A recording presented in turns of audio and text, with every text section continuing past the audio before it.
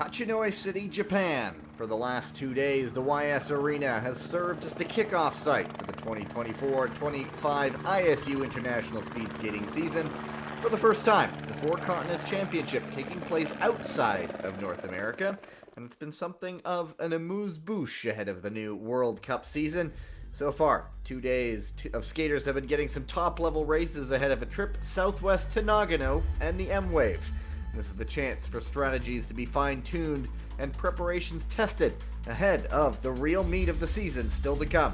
One more chance for skaters to come on the final day of action here in Hachinohe City, with action coming up in the team pursuit, 1,000 meters, and mass starts for both men and women. Hi everybody, Gavin Day. Happy to have the call here for the third and final day of action from the YS Arena in Hachinohe City. The ISU Four Continents Championship wrapping up with some pretty fun races to come.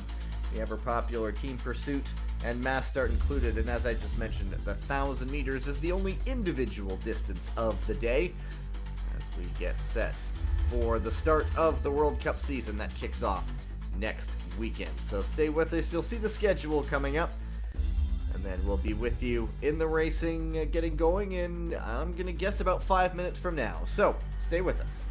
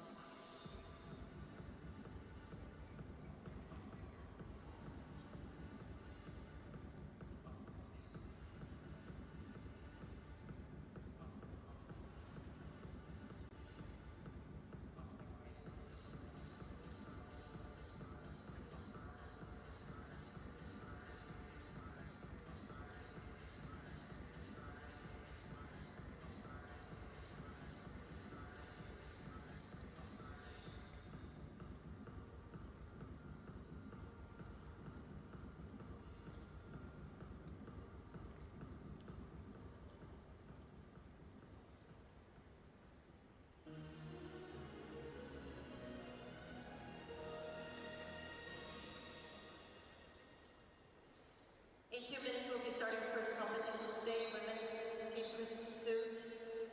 Team Korea consists of Ju Park, Yoonji Kim, Yuna Jong. Team Japan, Yuna Takahashi, Hana Furuake, and Rinko Saka.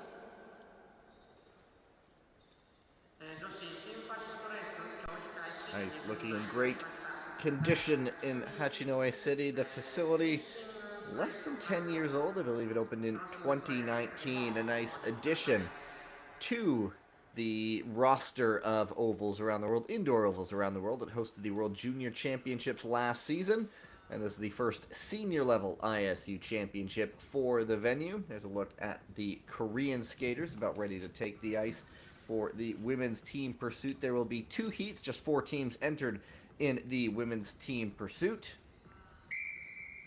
A lot of young skaters entered for 3 of them anyway, and then the Canadians boasting plenty of experience as they have with that same powerful roster over the years. Let's see if there are any last-second changes to that roster, but I don't see why you wouldn't go with Ioni Blondet, Valerie Malte, and Isabelle Weideman, the defending champions. There is a look at Korean, Park Ji-woo, Kim Yoon-ji, and Jung Yu-na. Yuka Takahashi, Hana Noake, and Rin Kosaka for Japan. The Japanese, the oldest skater. 2 of them are 22, and then there's a 19-year-old. So, chance for some young skaters here to get some reps in with their teammates and start to build something.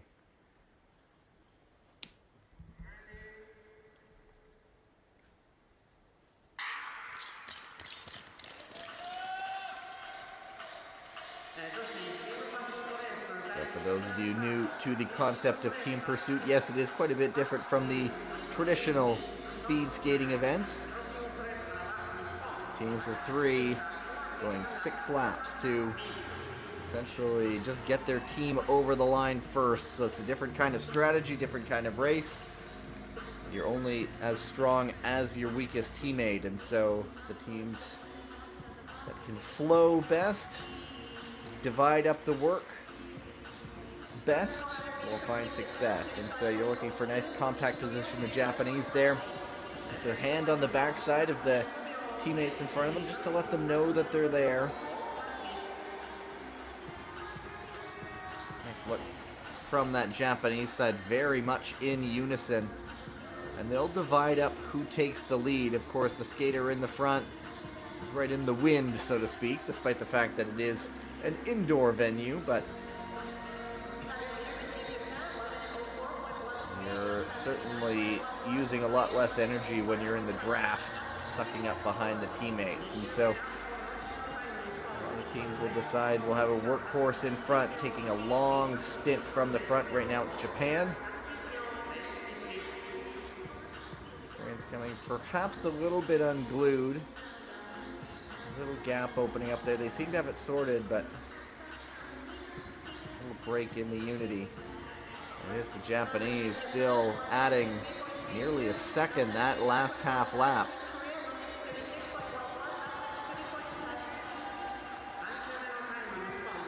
They're still out in front. That is a look at the Korean side. They're almost 4 seconds down now. And Japan will likely set the time to beat. Of course, races can absolutely change in an instant, but look at that compact size right now. There's no break there. In unison.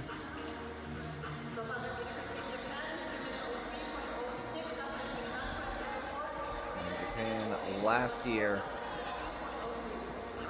coming in with a silver medal behind the Canadians. That had a completely different roster that time. That had Momoka Horikawa, Sumire Kikuchi, and Yuna Onodera. So new roster, good look for this young Japanese side. Takahashi, Noake, and Kosaka, two 22-year-olds and a 19-year-old. Korea Republic. Park is the oldest at 26, and then Kim and Jung are 21 and 19 respectively. Japan coming around to wrap things up. Will set the time to beat. Nice look from them. And they will set the fastest time, 3:04.02. And Korea getting all their skaters over the line. You see them fanning out. They all try to make that mad dash coming out of the corner. 3:12.27. Just over 8 seconds off the pace. And so, good race from the home side. Setting the time to beat. This one will be over very quickly as only 4 teams have entered. So, we will know who the medals will be in a short order. Japan knows it will be on the podium.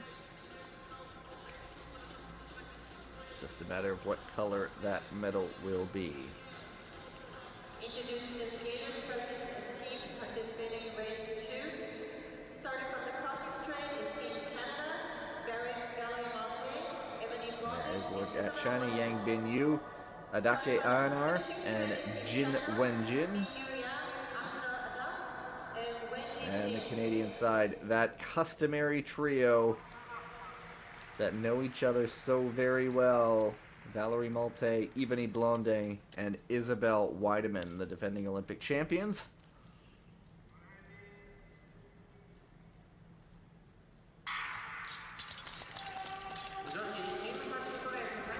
And this team, so much experience training together, racing together.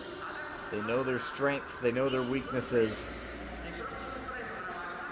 It's getting right back into the groove. It's Weideman on the back right now. And both sides in the green for the first time split. There's still a long, long way to go, but green means good. Red means you're behind on those time checks. And through the first lap, China hanging in. Canadians certainly experienced. Blonde and Malte 34, Weideman 29. for China. Yang and Jin are 22 and Adake 25. Oh, and the Canadians are down! For all the talk about experience, you can expect the unexpected. And did not see that coming. Certainly would love to see a replay of that, but it's all gone pear-shaped for them. And so China just keeping the skates on the ice now is the goal. They are in the green right now. The battle will be to hang on. And they would take the gold medal. Not sure what happened there, but two of the Canadians went down into the corner. 3 laps to go. The lead is coming down for China. Last year, the United States won bronze. They did not enter a team on this occasion. Let's see what the time check is. They've pumped it back up a little bit, just over 0.8 of a second.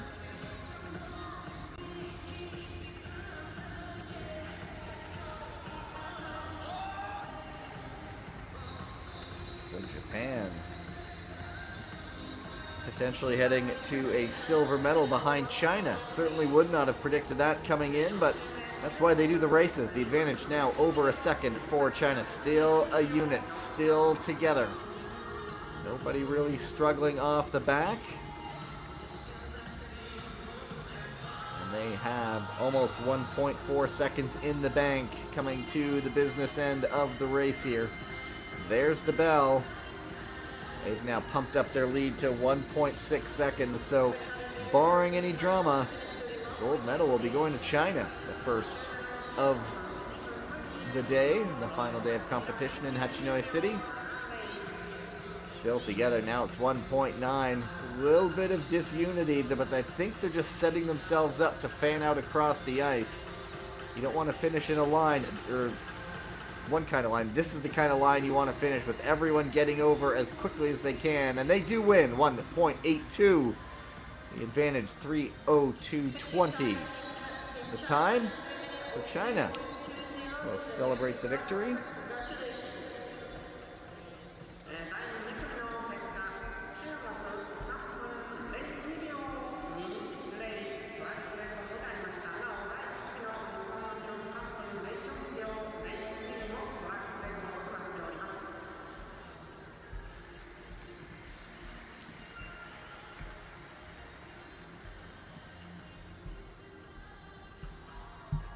See what happened with the Canadians there. It's the Chinese victorious. They were silver medalists a couple of years ago at the 2023 event.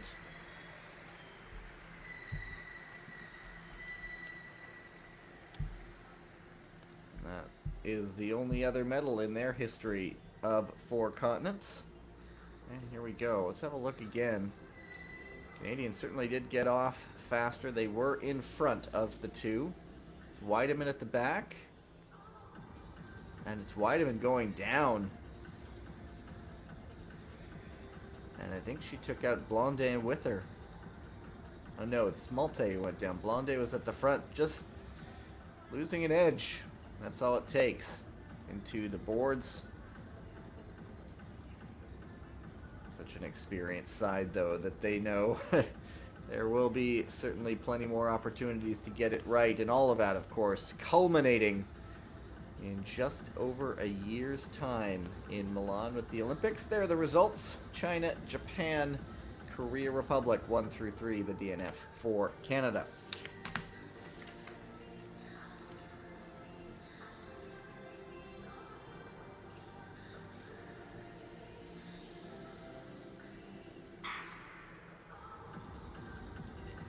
Set up now for the men's team pursuit. Another look though at the victorious side on the women's side.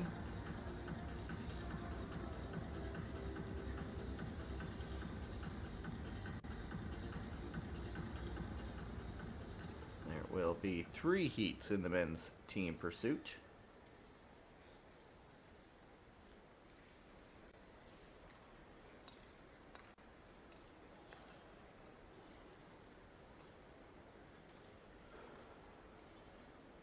Teams entered in all.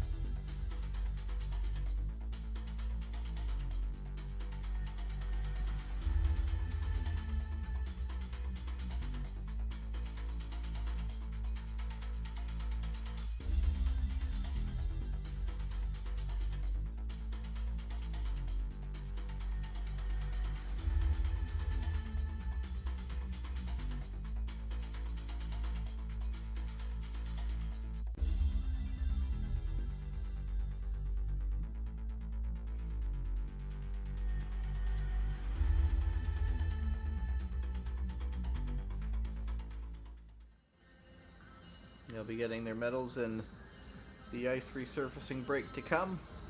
We get ready for the 1,000 meters. First ever Four Continents victory for a Chinese side.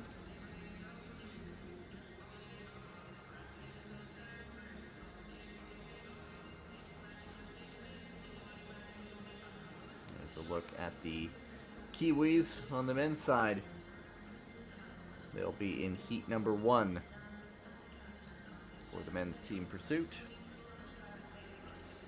Always nice to see different programs getting into the mix in these events. Looks like a good crowd on hand as well in Hachinohe City on the northeast coast of Honshu Island. That's Japan's main island. You're not far from Hokkaido, pretty far north there, so you're right along the North Pacific.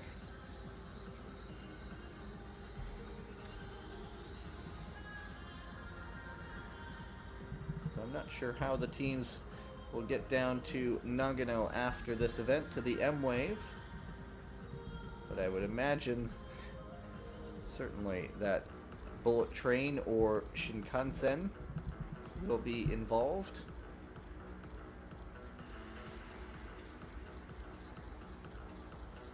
Likely be the fastest option.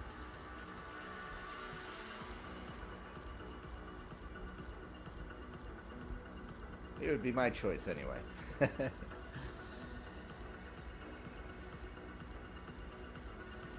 Canadian men, they will be in heat number 6. So as the teams get ready, Kazakhstan, they look just about ready to go. They're in heat number 1, so looks like we will get things going in just a few minutes, but we'll take a quick pause as things get set up. I'll be back with you as they get lined up for the men's team pursuit.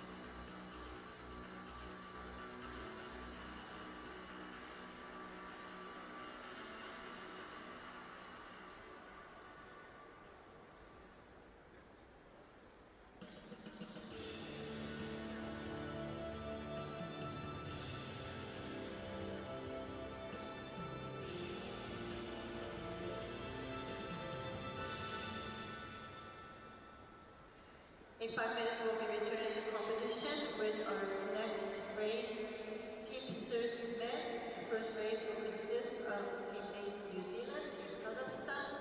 Second race will be Team Japan, Team China, and third race will be between Team Canada and Team United States. 男子チームパシュートレース競技開始5分前となりました。この後のレース第1組がカザフスタン、ニュージーランド、第2組中国、日本、第3組アメリカ、カナダで行われます。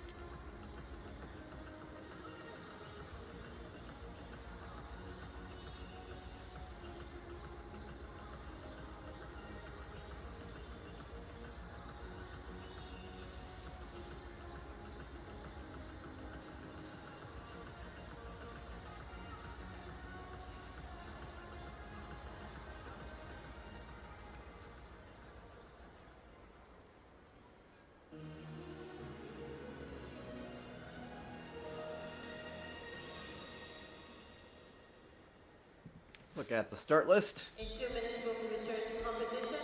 The first race of Team Pursuit men. Kazakhstan will be first up. The United States, of course, the world record holders in the distance. Part of that wacky week back, or wacky month back in January, where Norway set the new world record, and it lasted a matter of weeks. They set it at the European Championships at Heerenveen at sea level ice.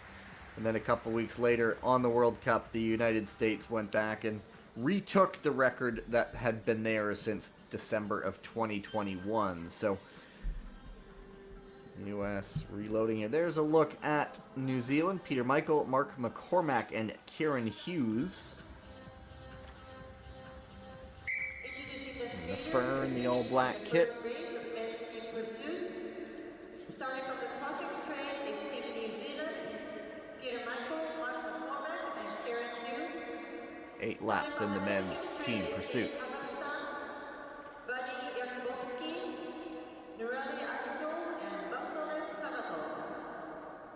And a bit of a change. Vitaly Chigolev was the initial entry for Kazakhstan, but they've gone with Bagdolet Sagatov, the 22-year-old.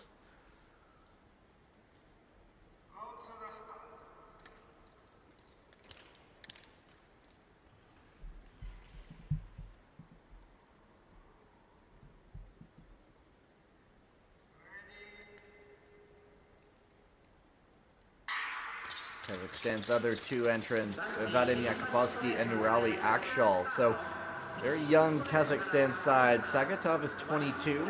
Yakubovsky and Akshal are 21. A little more experience on that New Zealand side. Peter Michael will certainly see him in the team pursuit later on today. He and Kieran Hughes are both 31. Mark McCormack is 24. What's great about the team pursuit is that there's time checks every half lap. So we get a very good idea of the progression, who's picking up speed and who's struggling to hang on. At the moment, it's the Kazakhs in front. Just remembering who was on the podium last year, the United States, Canada, and Japan. Japan going in the next heat, and it's the Battle of North America in the final heat. And you might have seen that shot on the infield. Jordan Stolz looking like he's going to give the team pursuit the old college try. On course for 3 individual gold medals, as he does so very often.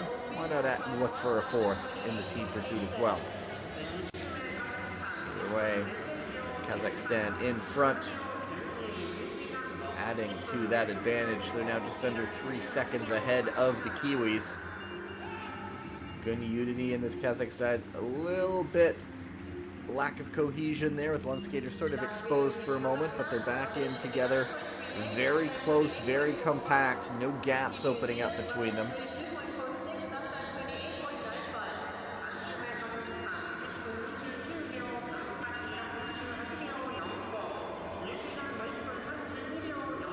As I mentioned in the women's race, tactics are all different. A lot of teams drop where they have a workhorse in front who makes big pulls on the front, while the other two sort of sit in the draft and save some energy for the final bit. Latest half lap, 14.5 for New Zealand. But things are starting to change a little bit. Let's just see how this time that's up. Look at that, New Zealand pulling back a couple of tenths of a second that last half lap. They've done it a few in a row. So Kazakhstan fading a little bit. New Zealand really coming into this race. A 14-4, closing that gap. How much time is left? How much energy is left? Those are the big questions remaining, but Kazakhstan fading a little bit. 15-2 that half lap. New Zealand 14-4, down to 1.6. Just a matter of keeping it together, but the Kiwis are chasing this one down. 15-4, 2 laps to go, 14-5. I would think New Zealand could make the catch within the next half lap here. Kazakhstan perhaps going out a bit too hard. They're coming apart a little bit, not moving as a smooth wave there, and it's New Zealand in front right now. Leaving it late, timing it well, and the Kiwis coming up to the bell in front. They throw down a 15.8 half lap, 14.8 half lap. Kazakhstan the 15.8. And New Zealand certainly doing a very good job of keeping those times relatively consistent. Feel the pain coming out of those legs on the Kazakhstan skaters. Now New Zealand losing a bit of time, coming apart a little bit. Just have to get everybody to the line now. And they will do that and set the fastest time. Just under 4 minutes. 3:59.91 indeed. Kazakhstan 4:02.15. So well-paced race by New Zealand. They gave up a few seconds early, but managed that deficit, came back late, and set the prohibitive fastest time.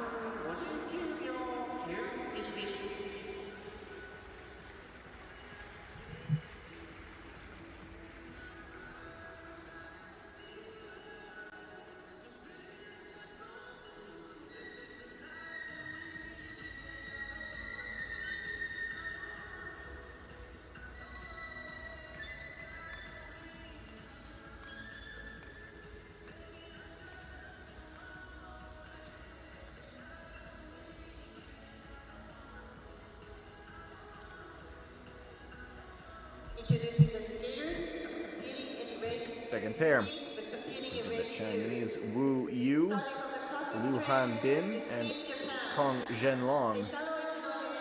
There's a lot of experience in Wu, the 27-year-old. He's with a couple of teenagers. Liu is 18, Kong is 19. And Seitaro Hachinohe, Riku Tsuchiya, and Shomu Sasaki. The Japanese side. Sasaki still just 18 years old. New Zealand the time to beat.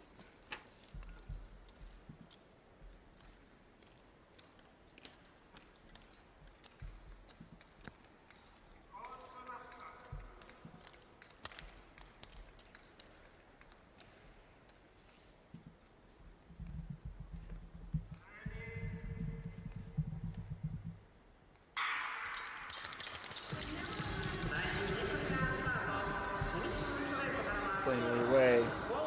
Japan, the bronze medal winners from last season in this event. Pretty much the same team it was. Hachinohe, Sasaki, and Tsuchiya. So a well-drilled side. Know how to skate together. Of course, in training, skaters will often have these long trains of skaters, so they get familiar skating behind their teammates in training. Now it's really just a race situation.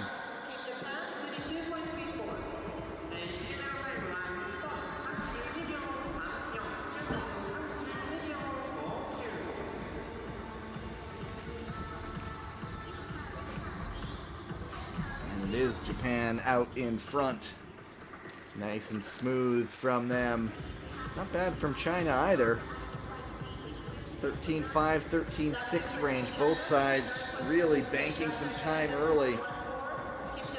So you expect the time to fade a little bit, but when you book this kind of time, you don't expect a large collapse like this. Japan 13.5 the last half lap.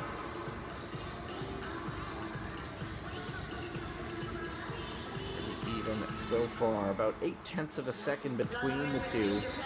Japan adding just over 1/10 of a second to their advantage on the Chinese side.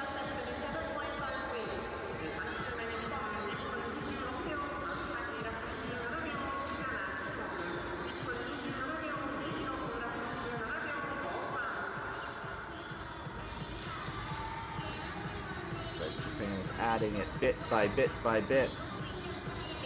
Very comparable half-lap splits. All within about 0.2 of a second. I think it's Hachinohe on the front for Japan. There's some pain etched in on that face.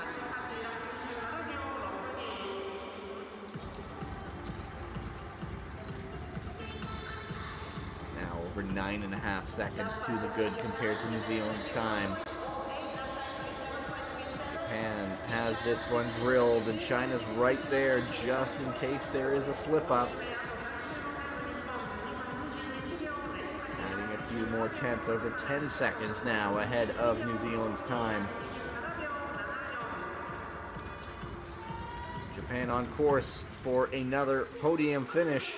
We'll be watching the Battle of North America in the next heat to see if they end up with another bronze medal or if they get a different color this time around. Picked up a silver, of course, on the women's side. Hachinohe, Tsuchiya, and Sasaki. The trio, the same trio of last year. Coming back to do this again at the bell. They've got a comfortable margin that they've padded to it bit by bit by bit over the Chinese side. And they also have more than 10 seconds advantage on New Zealand. And so China, a solid performance as well, but this is the team to beat right now, inside half a lap.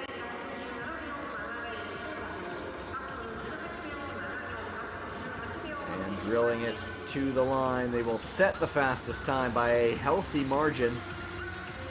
China in second, 3:44.47 for Japan, 3:47.51 for China. Just comparing it to last year's time, that was in Salt Lake City. So of course, different ice, different elevation, all that. In Japan threw down to 3:42.08. So not a bad time for them. And let's just see, because I know there's always the track record possibility. I don't think we have one for that. Yeah, so no worries about the track record, about a track record. I guess it would be for now.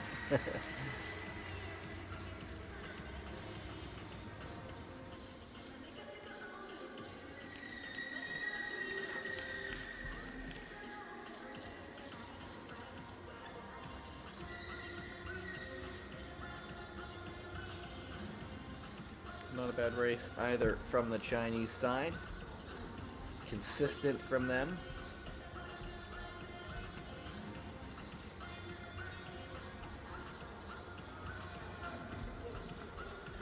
There is a look at the U.S. Ethan Sepperin, Emery Lehman, and the man with the yellow armband, Jordan Stolz. Not a bad exclamation mark on the Canadian side. Connor Howe, Ted-Jan Blumen, and 27-year-old Hayden Mayer.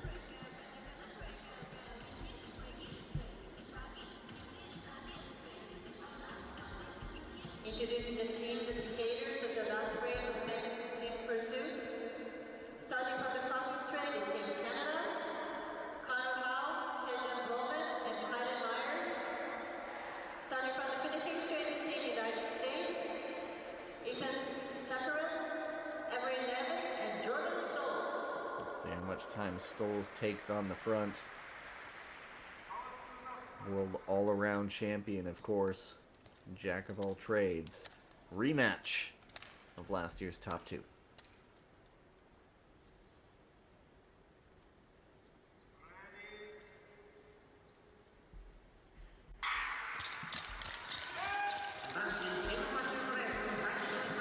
Last year the U.S. had Sepperin, Casey Dawson, and Emery Lehman.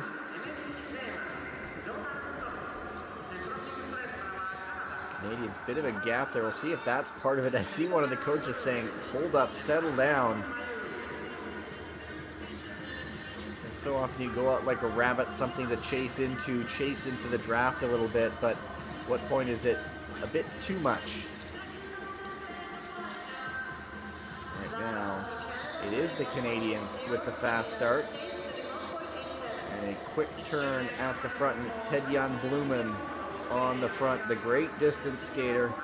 See what kind of turn, what kind of pull he takes on the front. It's Hayden Mayer at the back. The 27-year-old Connor Howe, really the 1,500-meter specialist, is 24. And Blumen, 38. And the U.S. now in front.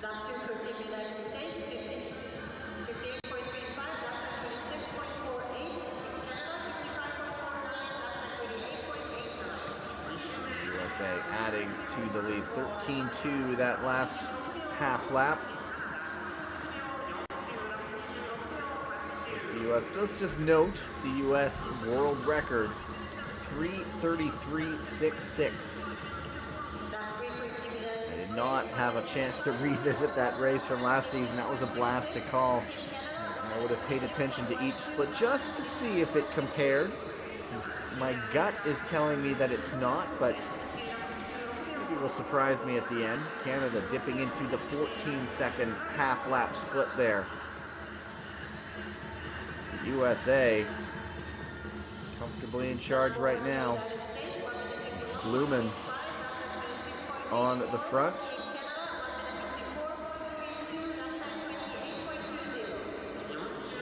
See if he starts to come into his own. Of course, he has such an engine. We'll see if he drives that Canadian engine all the way around, just picking up consistent lap times. US has 2 seconds to the good over Japan.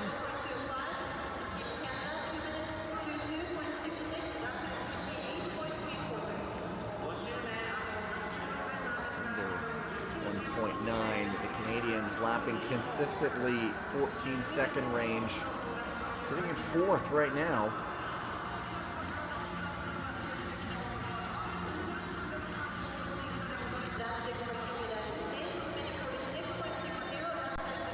Inside 2 to go. The U.S. on course to defend their 4 Continents Championship.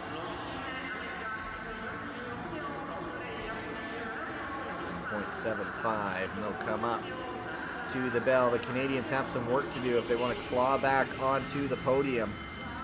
Canada silver medalists the last couple years in this distance. They won it in 2022, silver in 23 and 24, potentially off the podium today. U.S. eyeing gold.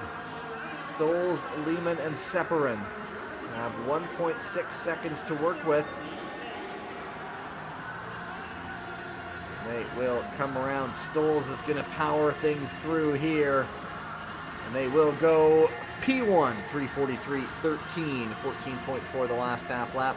The Canadians came back a little bit. You see they closed up in that last little bit, going faster than the U.S., and looks like it's just enough for them to scrape onto the podium with a bronze medal. So the medal streak continues for the Canadians. They've actually medaled in every single team pursuit in the history of the ISU's 4-Continent Speed Skating Championship. But it's gold for the Stars and Stripes today.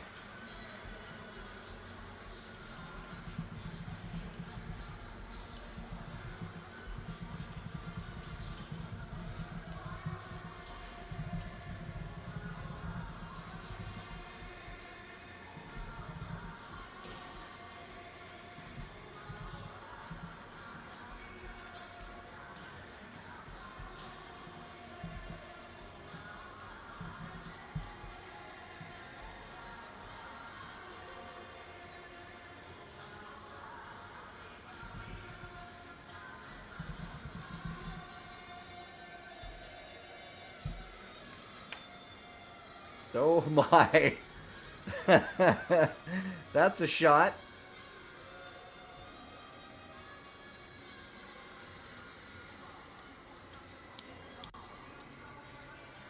The price of victory, I suppose.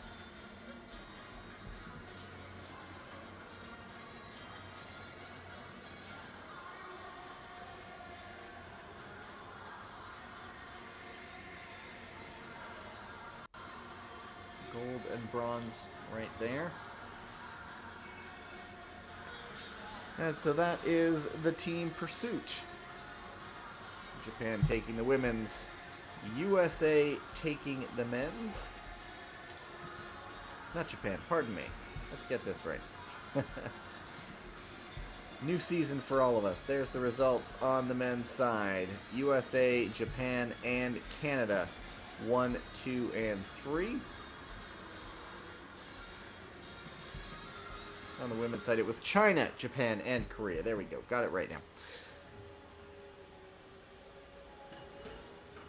So during this flood to resurface, they will get their medals. And I think is it a wooden horse that's the sort of podium prize? Anyway, always keeping an eye on what the gift is in addition to the medals. Just a little token that makes each host city unique. And we'll take a little bit of a break. You'll get the podium presentation, and then I'll come back for the women's and men's 1,000 meters. Once again, my name is Gavin Day. Stay with us, everyone.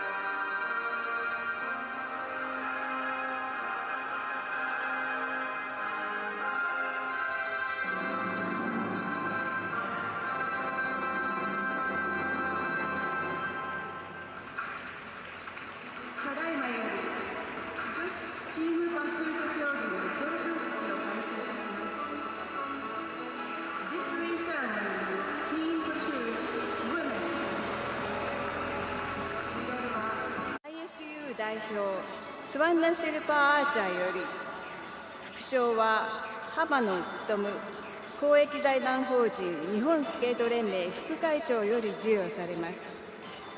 The presenters are Ms. Swana Silva Archer, ISU representative for the medals, and Mr. Tsutomu Hamano, JSF Vice President for the gift. Third place, Korea, Jiwoo Park, Yuji Kim, and Yuna Jung.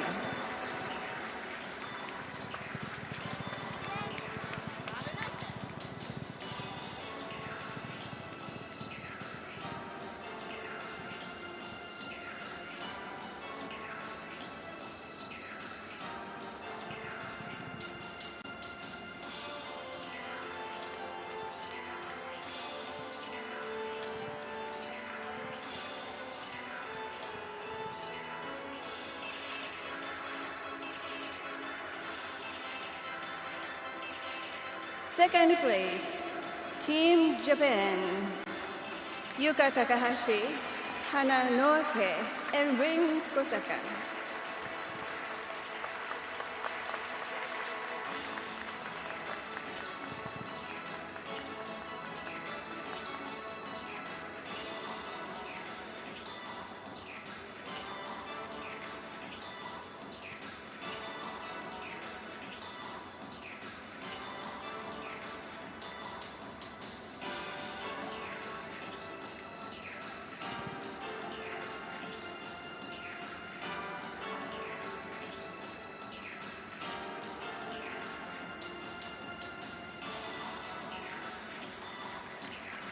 First place, Team China, Bin Yang, Ahena Adak, and Wen Jinjin.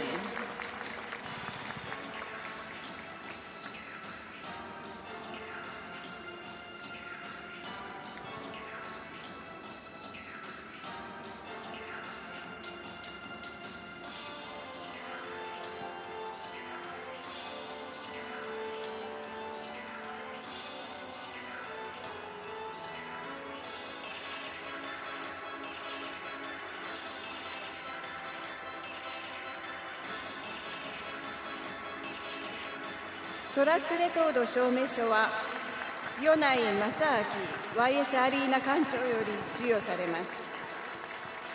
The track record certificate is presented by Mr. Masaaki Yonai, Director of YS Arena.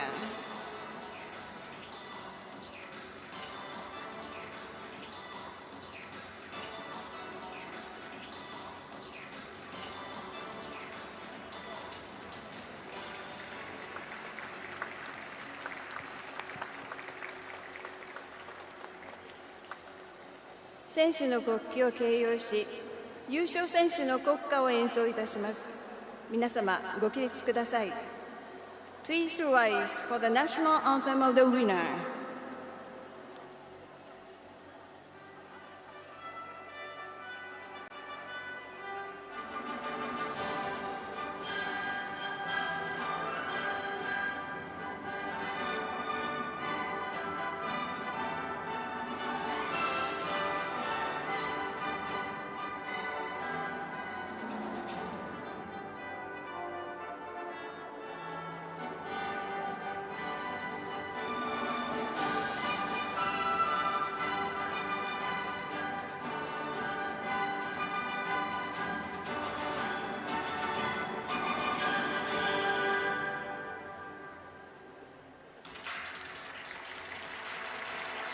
皆様、メダリストたちにもう一度盛大な拍手をお願いいたします。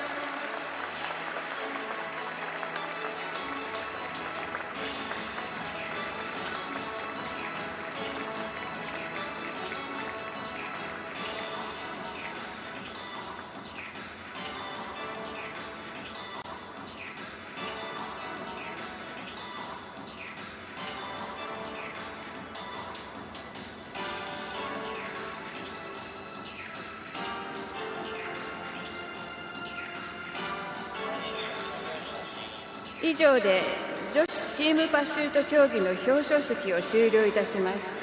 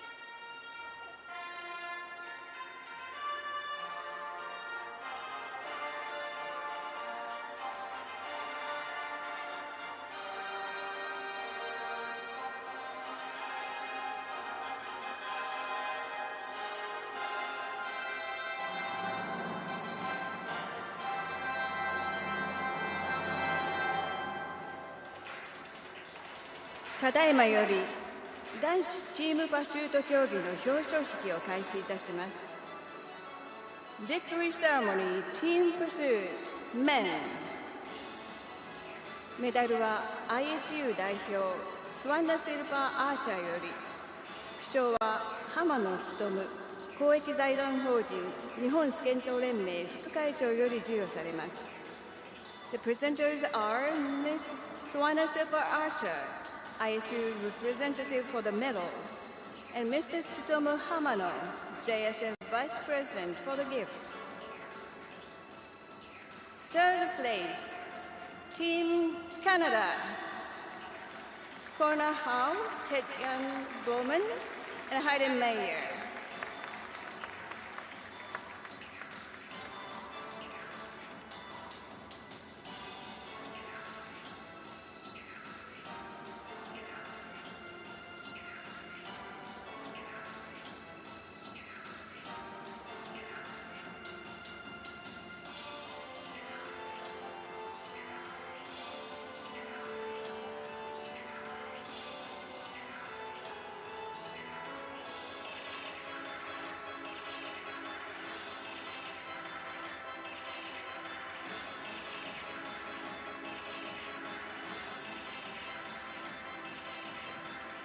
Second place, Team Japan.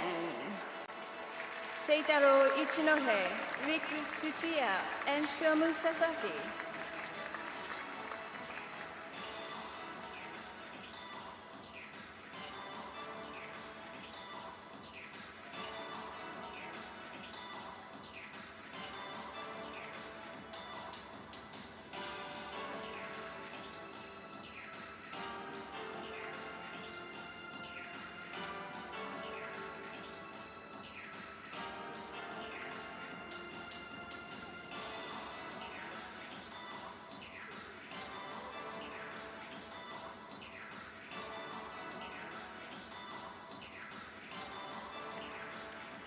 First place, Team USA.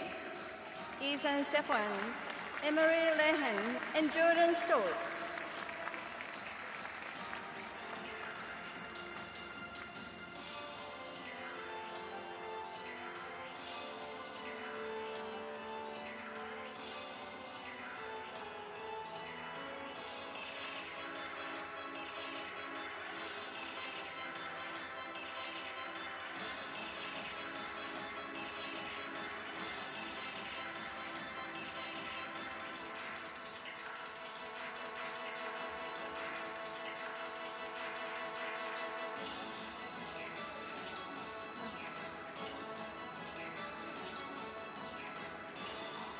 トラックレコード証明書は米内正明 YS アリーナ館長より授与されます。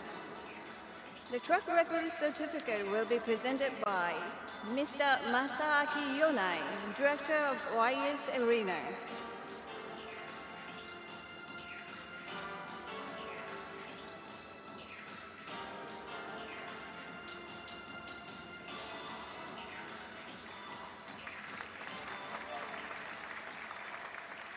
選手の国旗を掲揚し、優勝選手の国歌を演奏いたします。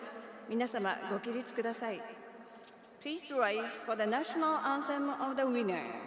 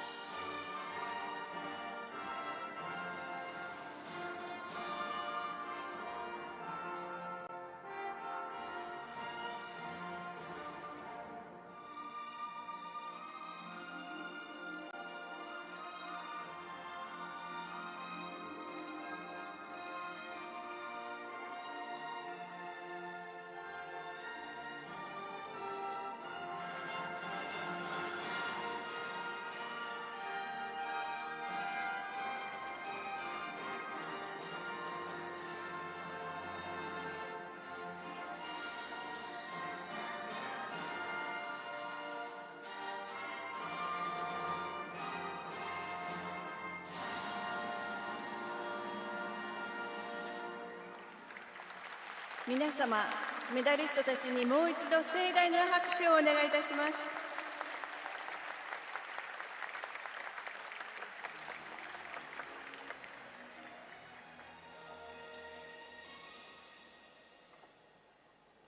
In less than 2 minutes, we'll be starting our next competition. Will be women's 1,000 meters race. The skaters competing, please get ready. 女子 1000m 競技開始2分前です。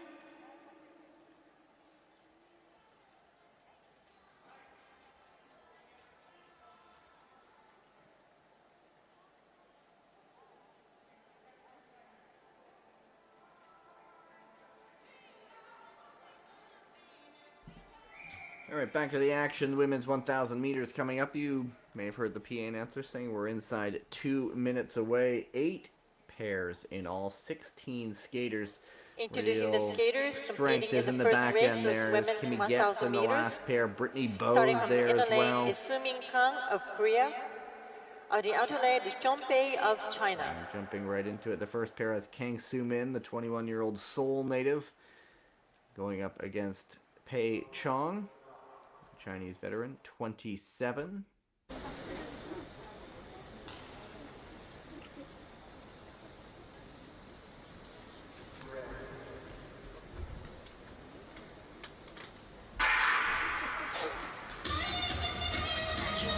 Pei, 53rd in the overall 1,000-meter World Cup standings. As is usually the case, the seeded skaters come closer to the end. Kang, she's not taking part in the mass start here this weekend, but she does say she wants to target a possible mass start medal in the Olympics. That's sort of the goal for the next year and a half. 1,000 meters, 2.5 laps. And it is Pei in front right now, 27-year-old.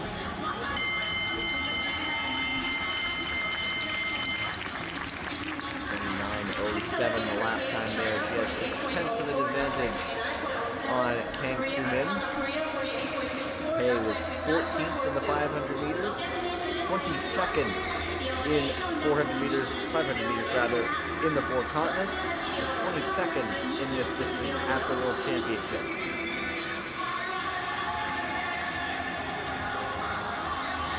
And it is Kang putting in the late charge. And Kang Soo-min will take the pair. 19.79 the time to beat. Big difference on that lap in 1.7 seconds. Kang Soo-min hauled back there on Pei Chong. That really was the difference. Completely different beast from the 500 meters. That's really just about all-out speed. This has that sprint endurance factored in. Not always who can reach the top speed, it's who can reach the top speed and maintain it for longer. Second pair. Wang Yingying of China and Maria Dagan of Kazakhstan. Introducing the skaters competing in the race 2. Starting from the inner lane is Ying Wang of China. On the outer lane is Maria Dagan of Kazakhstan.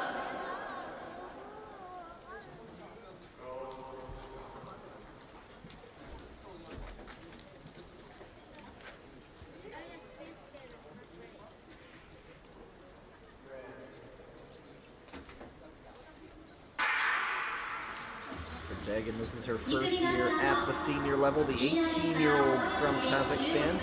She does have experience on this ice, however. The World Juniors last season were in Hachinohe City, so Dagan would have raced here. Wang Yingying, 19 years old, and a good opener from her. 200 meters, 0.4 of a second advantage. In terms of personal best, there's only a couple tenths of a second between them, and so we'll see how Wang holds on.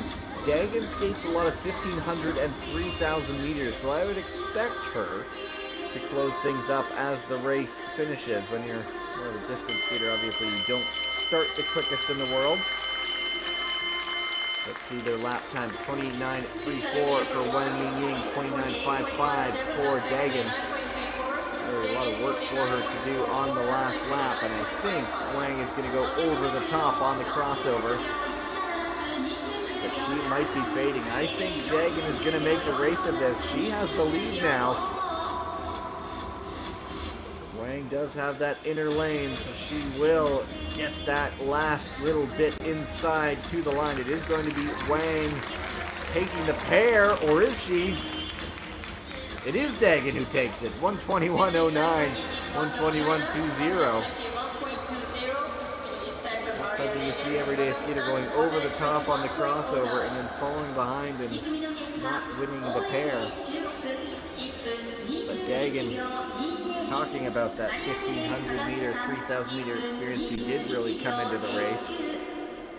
Wang just not able to hold it in the end, and the woman from Kazakhstan takes the pair.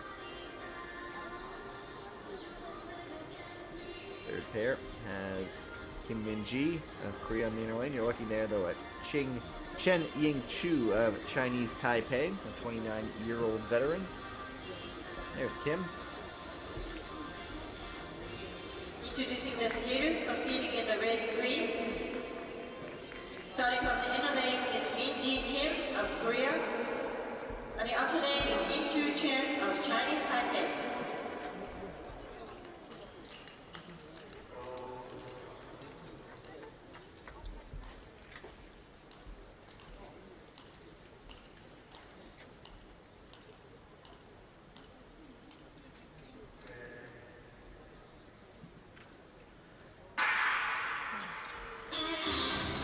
Kim, 24-year-old from Seoul, was 42nd in the 1,000-meter World Cup classification last season. Had some better results in the 500, so would not be surprised to see Kim Min-ji off to a roaring start, trying to just hang on. 100th of a second separating the two there. 18.42, 18.41.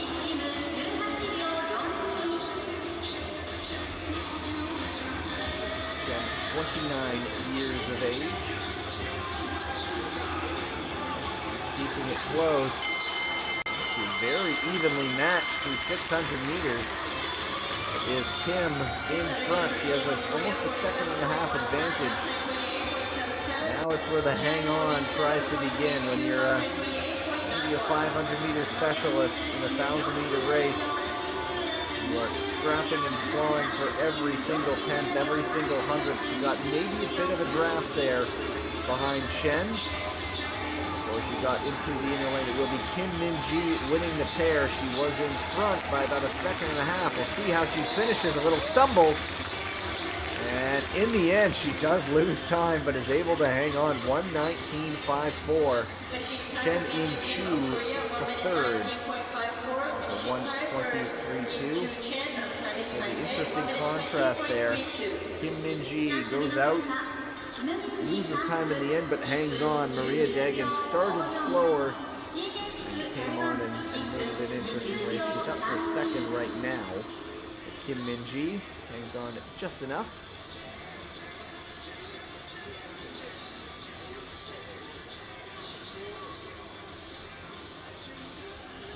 Introducing skaters of race 4, starting from the inner lane Hachinohe is Hachinohe of Japan, and Lee and on the Na-yoon. outer lane is Nandoki of And the other, Korea. 18-year-old from Korea Republic.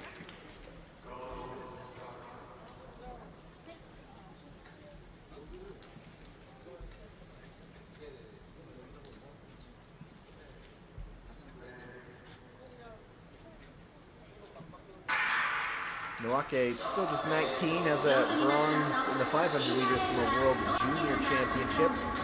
Certainly comes from a family of speed skaters. Both parents skated in the Olympics for Japan. She is from the Nagano area, so next week will feel right at home for her at the M-Wave, I'd imagine. But it's Lee, the 18-year-old, faster opening right now, but it's a matter of hundredths of a second at the moment. Again, a good draft down that back stretch is Lee Na-yun. 11th in the 500 meters earlier in this competition. He did the World Sprint Championships as well, did Lee. 1,000 meter 17th at the World Single Distances in Calgary last season. 14th in the overall 1,000 meter standings. Good pair. Noake and Lee, very evenly matched. Let's see what the inside lane does for Noake. It's going to be Noake, I believe, on course to take the pair. And he now lives in Fujimi. Japan goes first by 2 seconds. What a race for her, 1:17.49. And that's a new personal best for Hana Noake.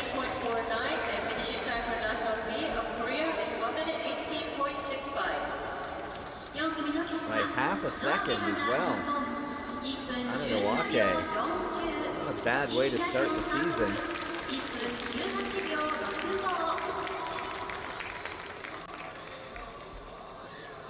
Previous personal best, 1:17.99. That had been up since December of 2023. She did that up in Obihiro. So to do it still on low-level ice, not bad for her. Introducing the Good way to skaters start the year. 5, starting from the inner lane is Daria Vajenina of Kazakhstan. On the outer lane is Daria Kako Vajenina Yamane of Japan. Kazakhstan, and Kako Yamane of Japan.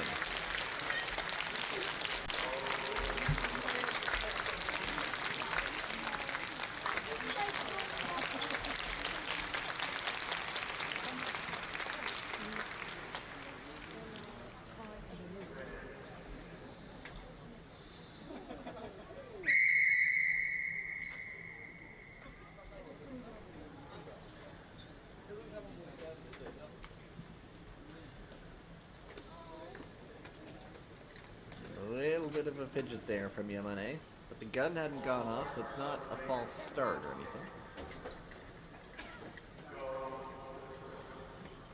Let's see what take two brings.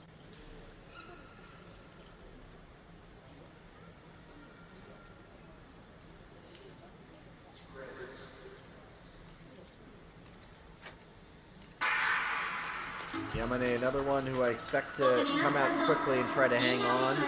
Better results in the 500 meters. She was 19th in the overall World Cup classification in the 500 last season, 38th in the 1,000. Yamane, another one of the skaters based out of that Obihiro Oval on Hokkaido. Not the quickest of openings from either of them. Vajenina finished 15th in the 1,500 meters earlier this competition. 8th in the World Junior Championships in the 1,000 last year. Is Daria Vajenina, the 20-year-old. A lot of young skaters coming on this Kazakhstan side this weekend. And it is Yamane now in front. She's a half a second behind now.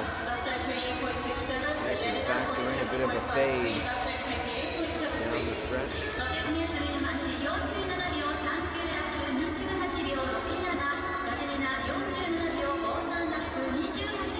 Vajenina will get in the inside lane. Very upright stance. She's not really getting too low. That's a lot of pain too, I'd imagine. With a lot of sprinting, it's Vajenina who's going to take the pair, and she will go third overall. Yamane to fourth, a 1:19.11 for Yamane, 1:18.74 for Daria Vajenina. Finishing time for Kako Yamane of Japan, 1:19.11. And so Hana Noake remains atop the standings with a 1:17.49. I'll just note the track record by the great Miho Takagi, not skating this event this weekend. She has a 1:14.65 done back in December of 2022. Next pair, a couple of Olympic veterans, Mia Manganello of the United States, and Madison Pierman, Canadian. On the outer lane is Madison Pierman of Canada.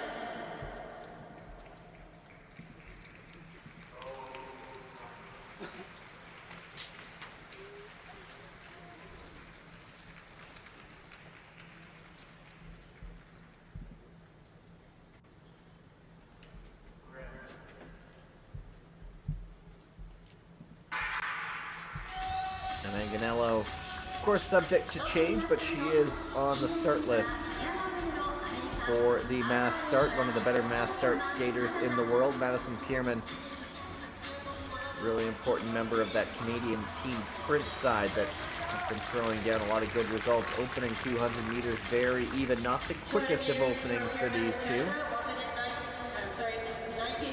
19.40, 19.48.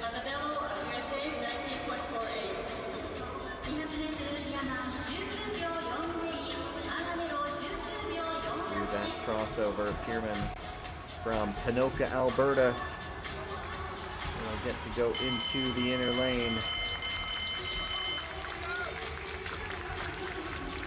All of her international hardware, Pierman, I'm talking about, has come in the team sprint or the team pursuit.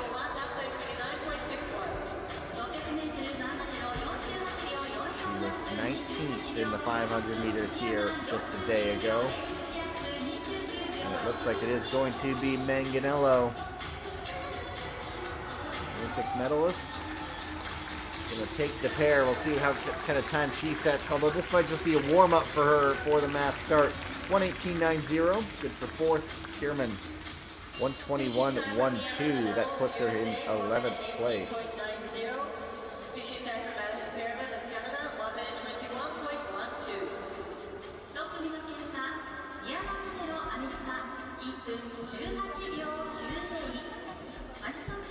So another time not able to get past Hachinohe. Lee Na-yun still in second, Daria Vigenina in third. Some real power, though, coming in these final two heats, namely in the outer lane there, Brittany Bowe of the United States, the great Brittany Bowe, two-time world sprint champion. And on the inner lane, Nadezhda Morozova, Kazakhstan. Be interesting to watch Morozova, skater who does a lot of 1500s and thousands as well, to see if she comes into this race the more it progresses.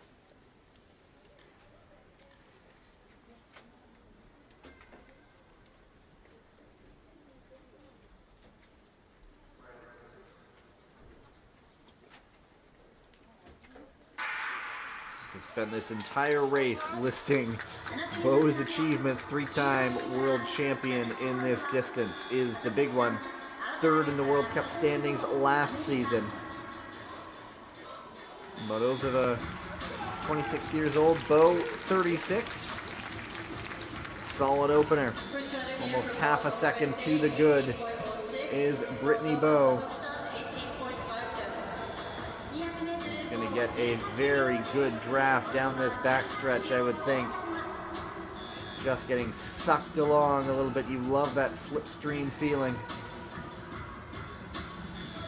Let's see how this time check compares for the youngster from Japan. It is Bowe leading the pair. Bowe leading the way, 45.95. 27.89 the lap time. Morozova also in the green compared to the current leader. Would be Noake of Japan. But all eyes on Brittany Bowe right now. Looking to throw down a time that not even her teammate Kimmy Getz can match.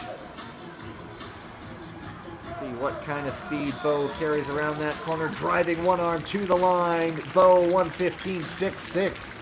Nearly 2 seconds ahead. Morozova slotting in for second as well. 1:17.16, and Brittany Bowe lands herself on the Four Continents podium. It's just a matter of where she will finish.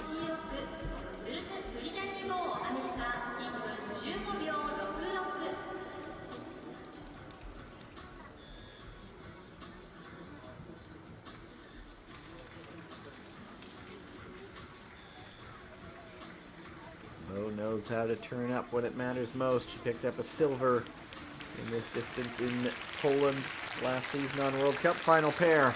There is one woman who can beat Brittany Bowe. It's this woman on the inner lane, Kimmy Getz, a New Jersey native, second on World Cup standings in this distance last year.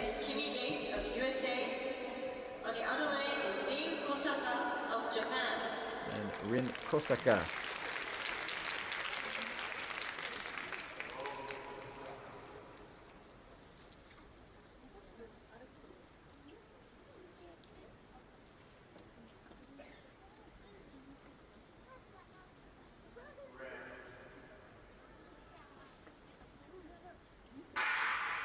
Kosaka has some World Junior Championship medals, that coming in the team pursuit. She has a gold and silver from those events, but gets, as I said, the 30-year-old second in the overall World Cup standings in this distance. Last year she won medals in the 500, the 1,000, and the 1,500. A little bit behind Bo there right now, to the tune of 17 hundredths of a second.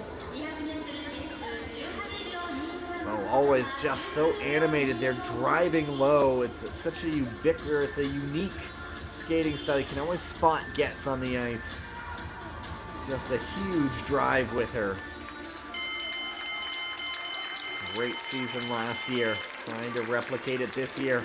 Has a lot of work to do. Almost 0.6 of a second off the pace set by Bo. Kosaka skating into this race a little bit with a 28.54, not losing much time on Getz. It will be Getz crossing over into the inner lane, one arm driving around the corner the final time. It is Bo the leader right now. Getz hoping to challenge it. She was 0.6 of a second off the pace at the finish. She's losing more time, and she'll slip to third, a 1:17.23. Kosaka, good last lap there, 30.2. Closed up half a second on Kimi Getz. And so it is Brittany Bo atop the podium once again as a 4 continents champion. Second will go to Nadezhda Morozova of Kazakhstan, and Kimi Getz of the United States will pick up the bronze.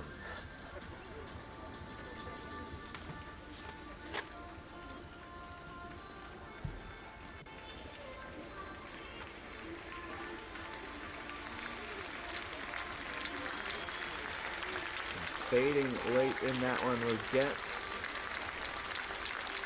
Had Kosaka closing up onto on the last lap. Kind of a sign perhaps that just didn't have the sprint endurance for this day, but we know the competitor she is, and she'll be back next weekend. Of course, a lot of the skaters in different places when they come to these races. Where are you on your training block? How are you building? What events are you building for? There it is, by a 1.5 seconds, Brittany Bo, 4 continents champion.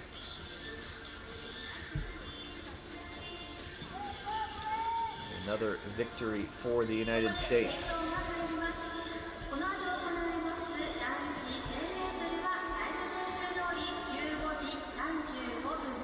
That is the, let me just see, counting it up, 1, 2, 3, 4, 5, 6th gold medal of these 4 continents for the United States. They now have a bronze as well. Coming into today, the U.S. had 4 medals, all of them gold. And they tacked on another gold in the team pursuit. And now Brittany Bo's gold and Kimi Getz's bronze. So 6 medals for them at the 2025 Four Continents Speed Skating Championships. Morozova will get a silver medal. So we'll reset, take a quick pause, and be back for the men's 1,000 meters.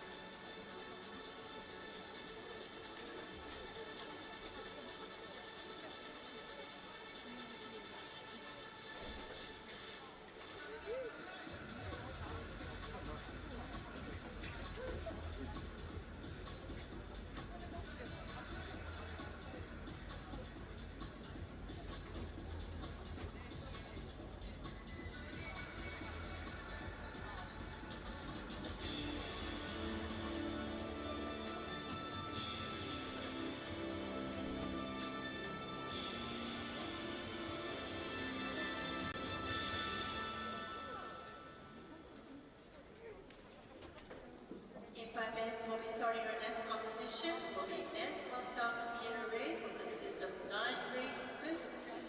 The first couple pairs, please get ready. 男子 1000m 競技開始5分前です。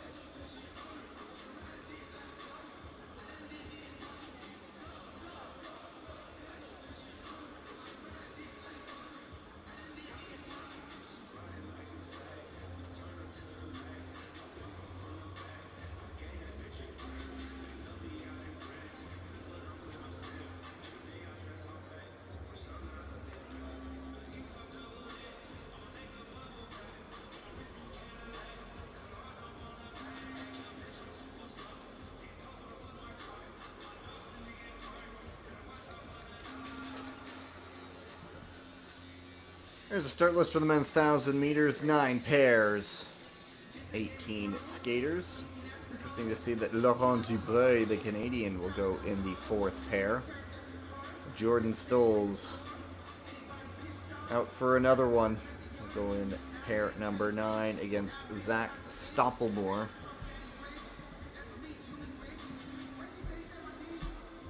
Of course, anything he opts to race in. Just got to take a quick look at the track record, and it's Tetsuya Shinama, 108.67. Shinama is here. He's in the 8th pair. So 108.67 is the track record. Stolz's world record, 105.37. Of course, we don't expect those to compare, as this is a sea-level ice surface. And there you can have it. The next set of races gets underway in just under 2 minutes from time. First up will be Den Jihan of China and Cha Min-kyu of the Korea Republic.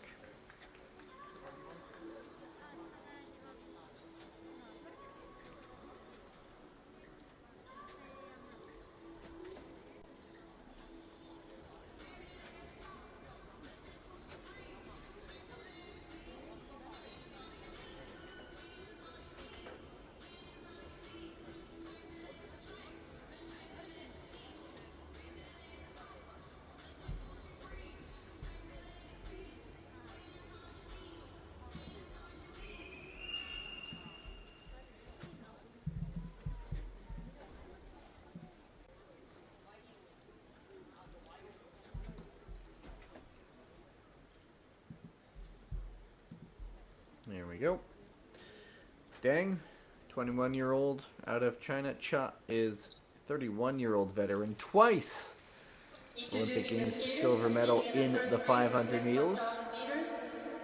Starting from the inner lane is Jihan Deng of China, and on the outer lane is Min-kyu Cha of Korea. Cha was also the closing ceremony's flag bearer for Korea Republic at the last Winter Games in Beijing.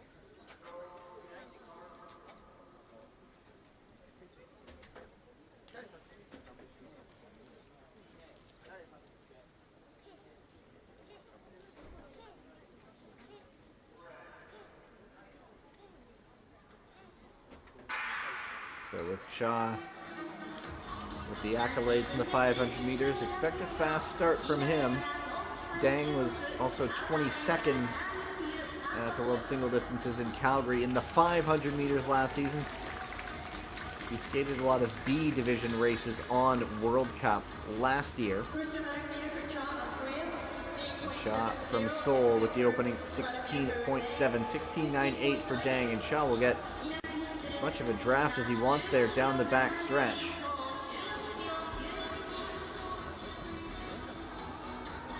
So Cha well out in front right now. We'll see how well he can hang on when you're a 500-meter specialist in a 1,000-meter race. It's now just fight for your lifetime. He has 9/10 of a second on Dang. 42.12 the lap time, 25.42.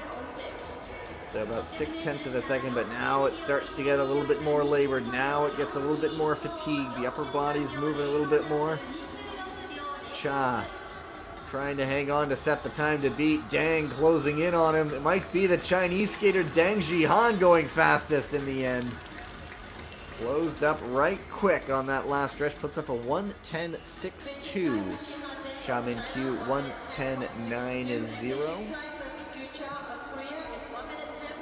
So just inside of 2 seconds off the current lap record. Track record was Dang Jihan.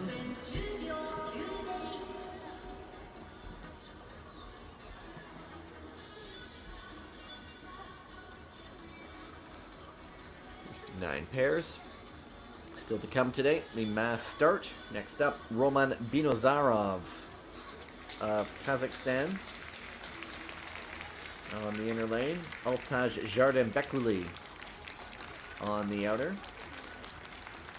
Introducing the skaters competing in the race 2. Both of these skaters, part of those young entrants for this Kazakhstan side. On the outer lane is Binozarov 20, Jardin-Bekuli is 23. Jardin-Bekuli out of Astana.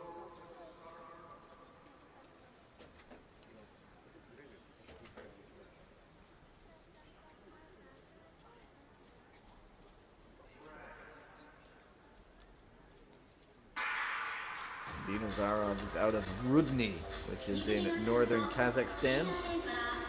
Jardin-Bekuli yesterday in the 500 meters put up a 500-meter time that really stuck around for a little bit. He ended up finishing 9th.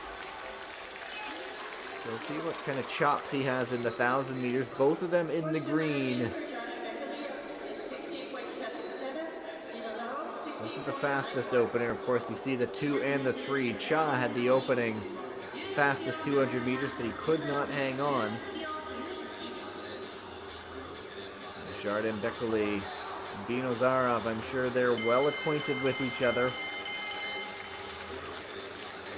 Jardin-Bekuli still behind the time set by Cha, but we do know he faded pretty hard. They're both still in the green compared to Dang's time. Dang did surge, and so we'll see here. Both of them have both arms going down the back stretch, trying to just keep as much speed going as possible. Altaj Jardin-Bekuli setting the fastest time, and he goes green, 1:10.40. 1:10.90. Binozarov slips him into third. So Jardin-Bekuli in the lead by 0.02 of a second.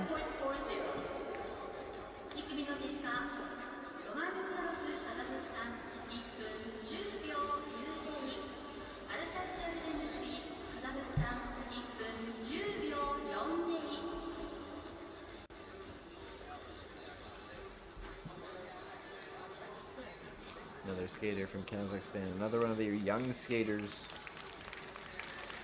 coming up in the next pair. First though on the inner lane, Oh Hyun-min, 27-year-old from Korea. And it's Andrei Semenov of Kazakhstan on the outer lane. His first year competing at the senior level. But Semenov has skated on this ice before. He was 14th in the 1,000 meters at the World Juniors last season.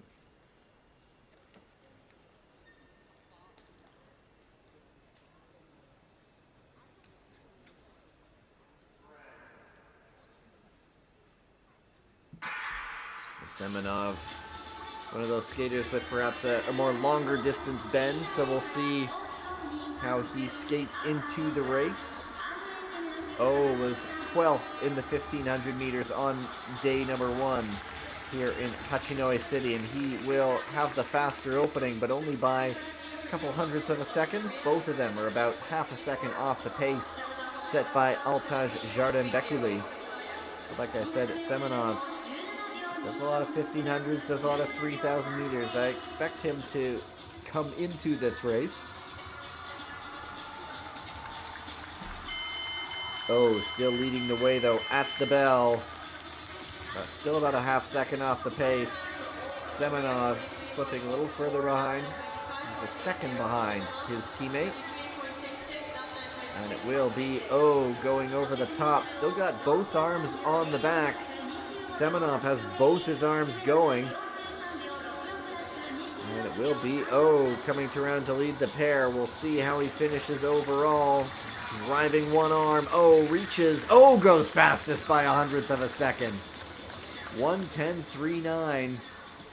Andrei Semenov, 1:12.60. So Oh Hyun Min by 100th of a second. How important was that reach, that kick out at the line? New man atop the leaderboard. And it's also a new personal best for him. His previous being 1:10.48, so he just knocked 900ths of a second off of his personal best, did Oh Hyun Min, and then winning that heat.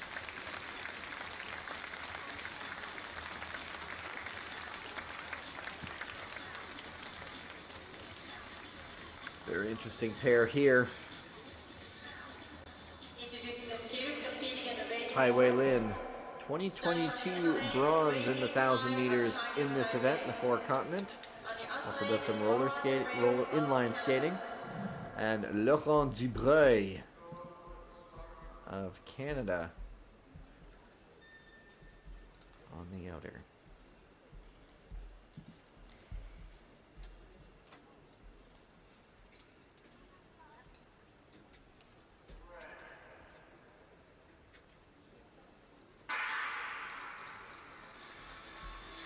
Dubreuil, silver in the 1,000 meters at the Beijing Olympics. As I mentioned, he has to balance his training with being a dad, of course. His father also a speed skater. And look at that opening, 16.43. Dubreuil by 0.8 of a second.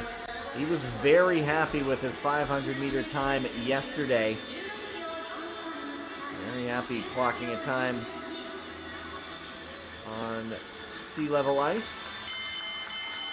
Let's see if Dubreuil just keeps adding to it. He sure does. Almost a second and a half. 25.14 the lap time. Tai fading a little bit. And Dubreuil knocking a second and a half out of Oh Hyun Min at the moment. Just a note, Tatsuya Shinama's track record, 1:08.67. Dubreuil was on the podium in the 500 meters yesterday. Starting to look to feel a little bit labored as he comes to the line, but now he goes 1:09.04 by 1.35 seconds.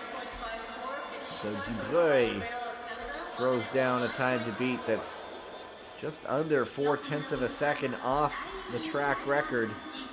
And I'm not sure how much life that track record has left with some of the skaters still to come.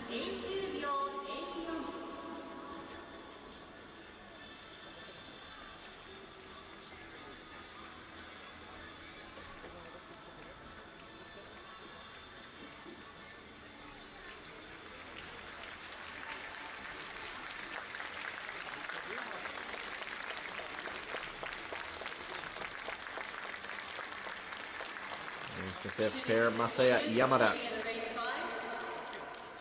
picked up gold in the 1,000 and the 1,500 in Obihiro last season. The elder brother of the Yamada family. And then Anders Johnson, the 27-year-old Canadian, on the outer lane.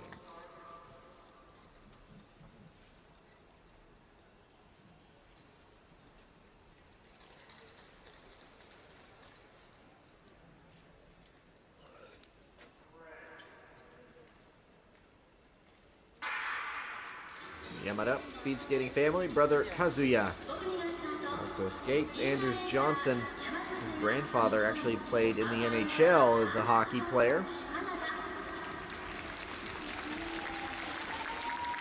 And it's Johnson in front with the faster opening 200. About 15/100ths of a second off the time set by Dubreuil. Yamada with that 1500-meter expertise. We'll see how strong of a finisher he is. Still Johnson in front right now. 109.24, his personal best. He's leading at the bell. 0.4 of a second off the pace set by Dubreuil. The lap time 25.39. Yamada 25.77. Yamada gets that benefit of crossing over into the outer lane. Let's see how much Johnson is fading. He's certainly feeling it right now. I thought I saw a bit of a grimace there. Yamada. Here comes Masaya Yamada side by side out of the turn. It's Yamada taking it to the line. And he will go second. 109.85. 0.4 of a second in the end. 109.89 for Anders Johnson. And Johnson, when you're 109.24 personal best is set in Calgary, and you come within, well, a couple tenths of a second on that on sea level ice.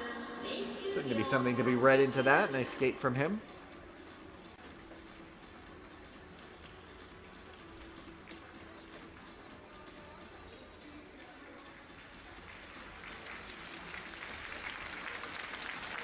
But Dubreuil's time survives the first challenge.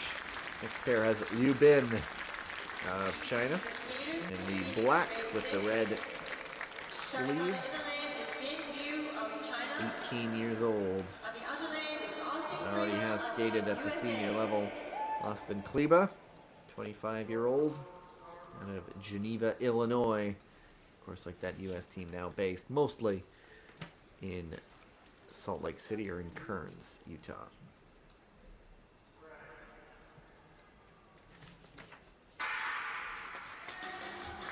Kleba, former hockey player, and got into speed skating. Also, musician in his spare time. Liu, 19 years old, 24th in the World Championship 1,000 meters in this distance. 1,000 meters, that's repetitive anyway. Last season in Calgary, Kleba's going to get a good draft down the back stretch, tucking into that inner lane. Laurent Dubreuil, still the time to beat.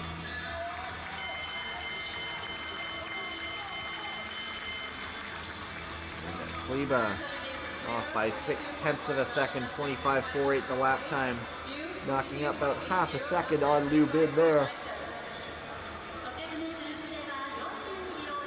Kleba gritting his teeth, both arms going. Around the final turn.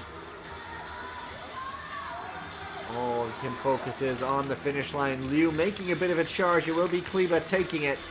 And he will go 8th with a 110.82. Liu closing up by several tenths of a second, ending up faster of the two. Kleba fading on that last lap.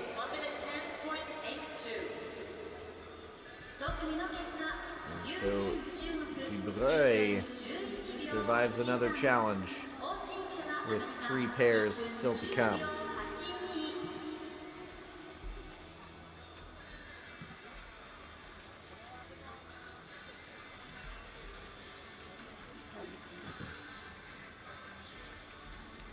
So it's one of Dubreuil's teammates to challenge him here. First though on the inner lane, Cho Sung-yuk, the Korea Republic. Has a World Junior Championship silver medal in this distance in his career a couple years ago. The man from Seoul. And how perhaps the 1500 more to his forte. We'll see how he can fare here.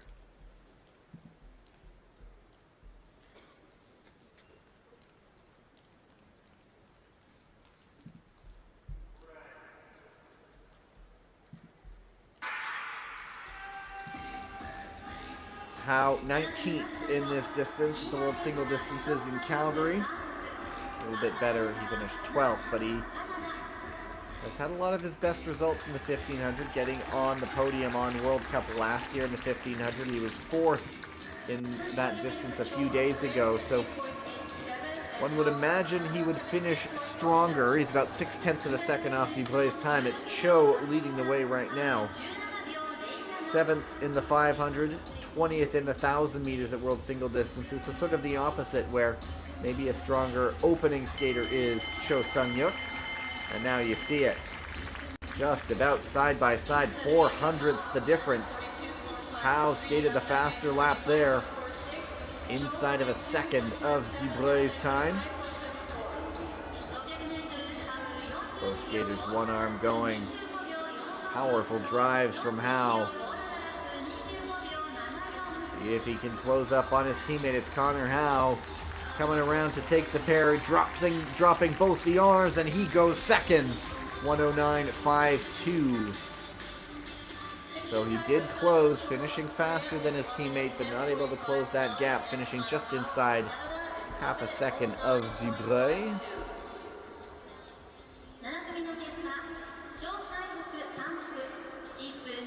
And that track record is holding up in the end, 108.67. Just a couple tenths of a second off, but the man who holds it is in the next pair.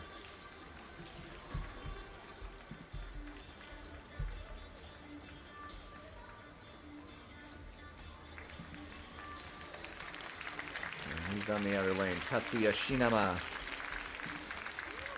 finishing in 3rd yesterday in the 500 meters. Lian Ziwen, 26-year-old from Harbin, starting on the inner. And there's Shinama, the current track record holder. And from Obihiro.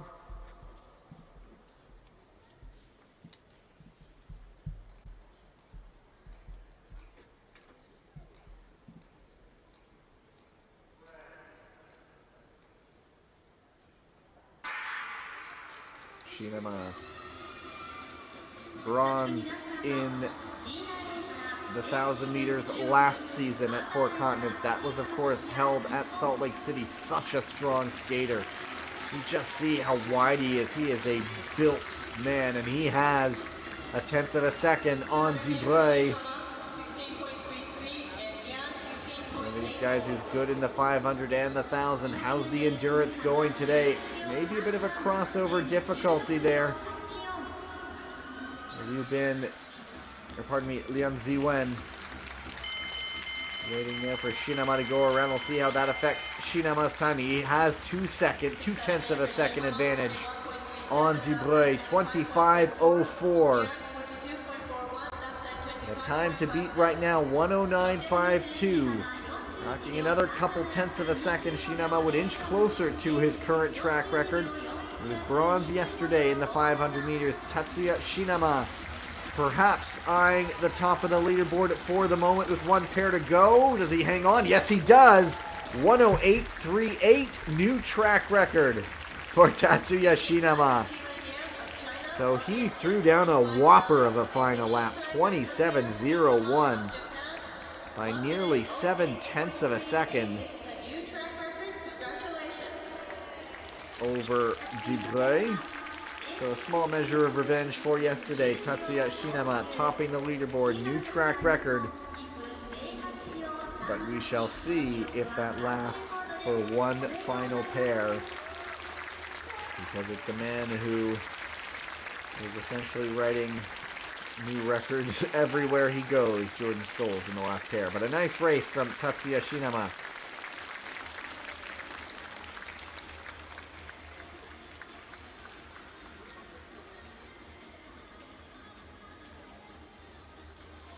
Introducing the skaters competing in the 9th and the final race of men's 1,000 There might have been some meters. crossover angst, I suppose, but in the end everybody got through it okay. So Shinama will be on the podium again. Will he repeat a bronze of last year, or will he go up higher than that? Here we go. Zach Stoppelmore, 25-year-old, on the inner lane. Jordan Stolz on the out air.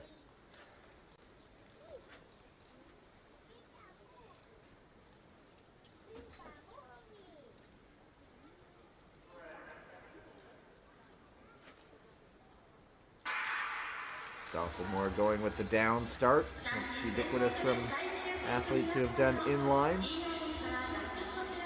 Stoles, world all-around champion, 6-time single distances champion, back-to-back in the 3 distances. He's behind right now by about a quarter of a second. Stoppelmore starting just a little bit slower than him. We'll see what kind of draft Stoles uses down that back stretch. Tucking in nicely onto the inner lane. Jordan Stoles, he already won the 500. He's already won the 1500 here in Hachinohe City. Still exactly the same as he was after 200 meters. 23 hundredths off the time set by Tatsuya Shinama. And Shinama, we know, threw down a mammoth of a last lap there. Stoles has some work to do around the final turn. If there is anyone who can do it, it is Jordan Stoles. Is he going to go 3 for 3 at the 4 continents? Yes, he is! 1:08.04, 26:44 that last lap. Another track record. Shinama, so sorry, your new track record only lasted a pair. And it is 3 for 3 for Jordan Stoles, rewriting his name on yet another record. 1:08.04. Watch out, world. Jordan Stoles is already in form.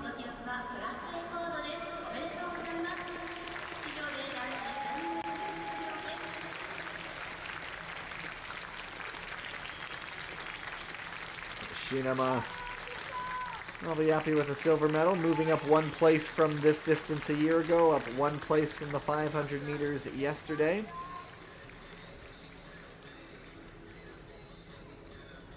And there's no shame in losing your track record to a prodigious talent who is writing new track records in just about every oval he skates on.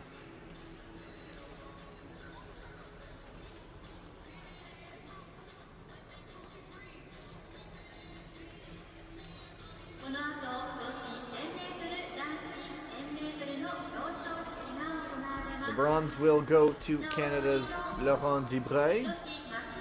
So, 2-medal weekend for him in the individual races.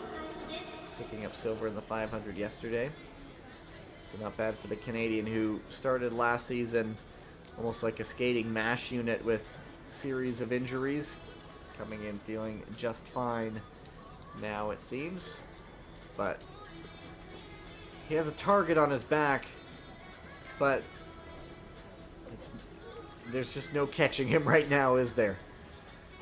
You just lose words to say just how great he is, and he's still just 20 years old. Track record. So by just under 35 hundredths of a second, Tatsuya Shinama silver. Laurent Dubreuil exactly a second behind Stoles for bronze. Connor Howe of Canada in 4th. Zach Stoppelmore in 5th. And so another break coming up. They'll resurface, they'll give some medals, and then we'll be back for the final 2 races on the weekend, that being the women's and men's mass start. So wherever you may be around the world, grab a break, grab a snack, grab a drink, enjoy the medal ceremony, and we'll be back with you for the mass starts.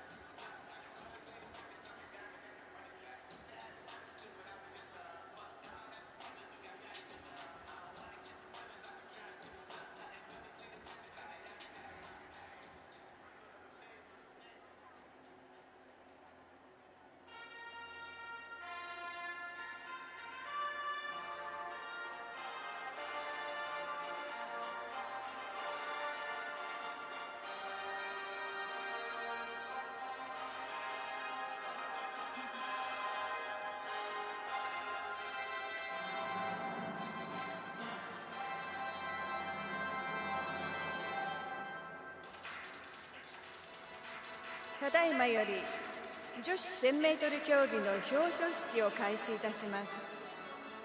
Victory Ceremony 1000 meters Women。 メダルは ISU 代表スワンナ・シルバーアーチャーより、副賞は岡田武史公益財団法人日本スケート連盟理事より授与されます。 The presenters are Ms. Swana Silver Archer, ISU representative for the medals, and Mr. Takeshi Okada, JSF director for the gifts. Third place, Kimi Getz of USA.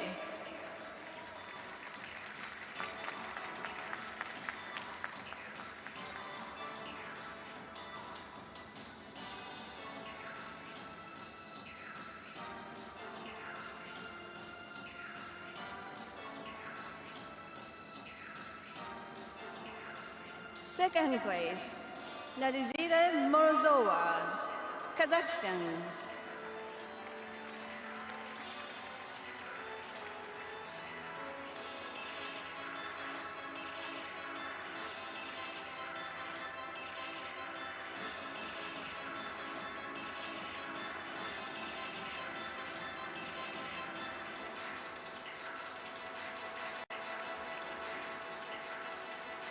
First place, Brittany Bowe, USA.「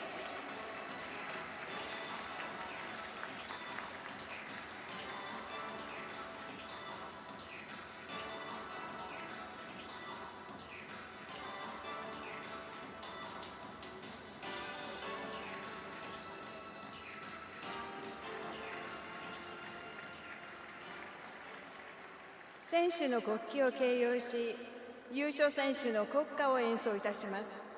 皆様ご起立ください。Please rise for the national anthem of the winner.」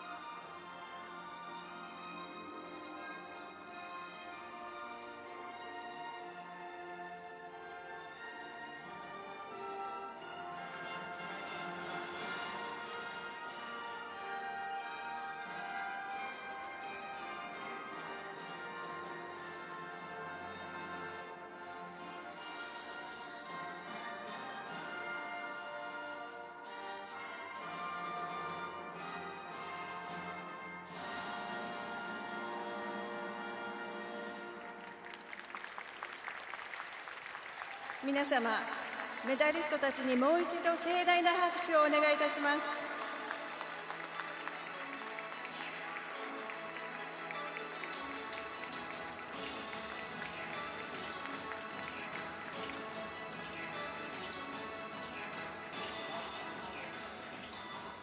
以上で女子 1000m 競技の表彰式を終了いたします。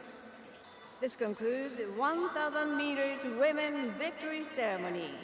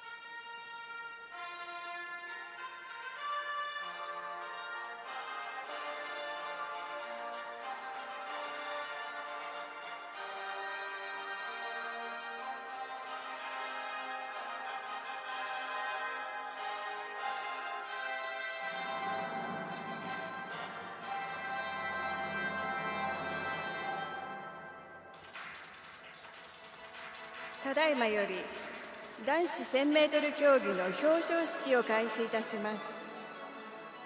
Victory Ceremony 1000 meters men。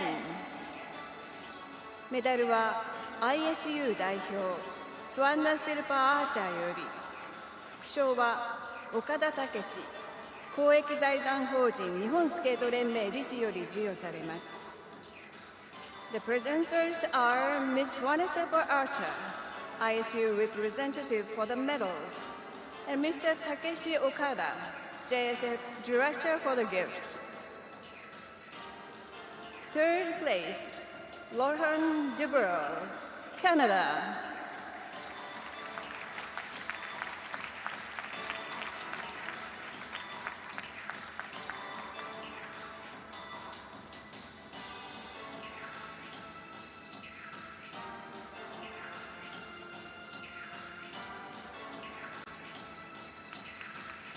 Second place, Tatsuya Shinhama, Japan.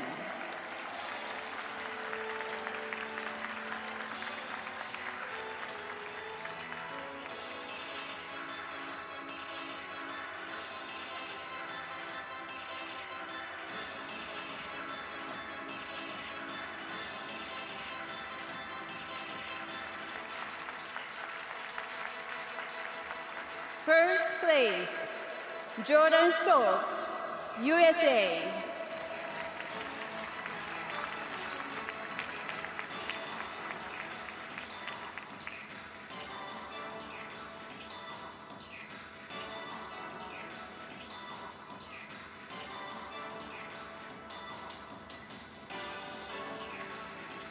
トラックレコード証明書は米井正明 YS アリーナ館長より授与されます。The track record certificate will be presented by Mr. Masaaki Yonai, Director of YS Arena.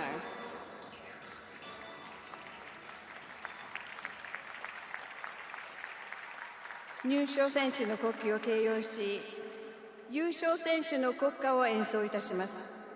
皆様ご起立ください。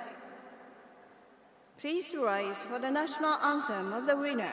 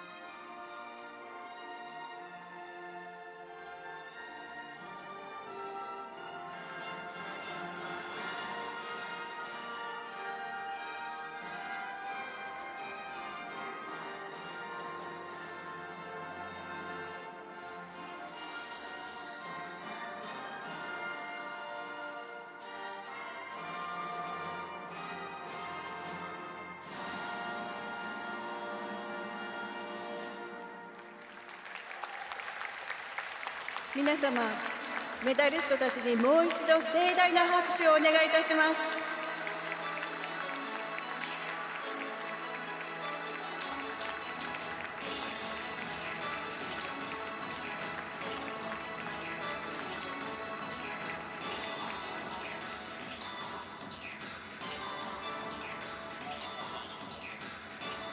以上で男子1000メートル競技の表彰式を終了いたします。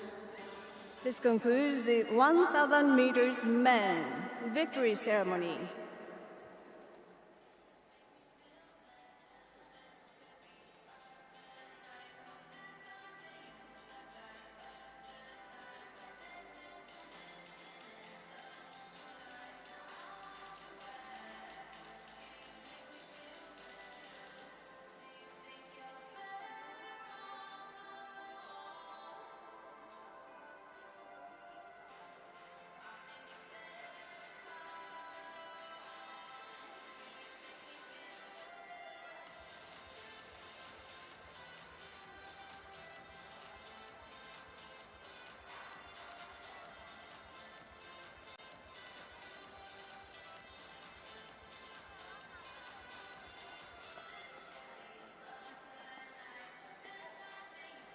We'd like to remind the teams, only the one medical staff could be in the infield for the mass start. We'd like to ask the coaches to leave the infield for the start of the mass start. Thank you.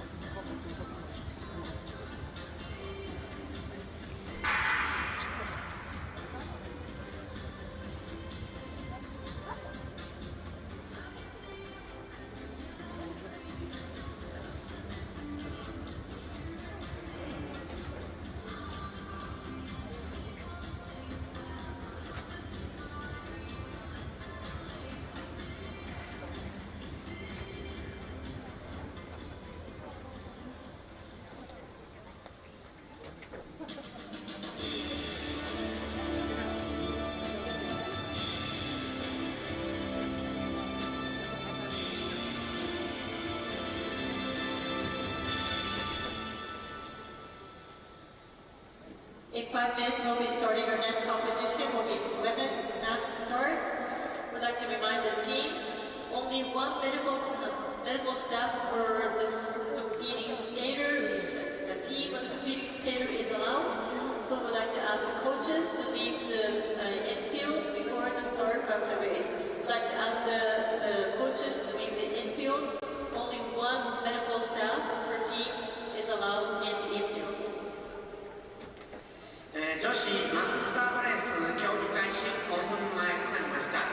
ここで、ご連絡をいたします。この後行われますマススタートレースにおきましては、チーム関係者1名、そしてメディカルスタッフ1名のみの中地への立ち入りとなります。ご協力をよろしくお願いいたします。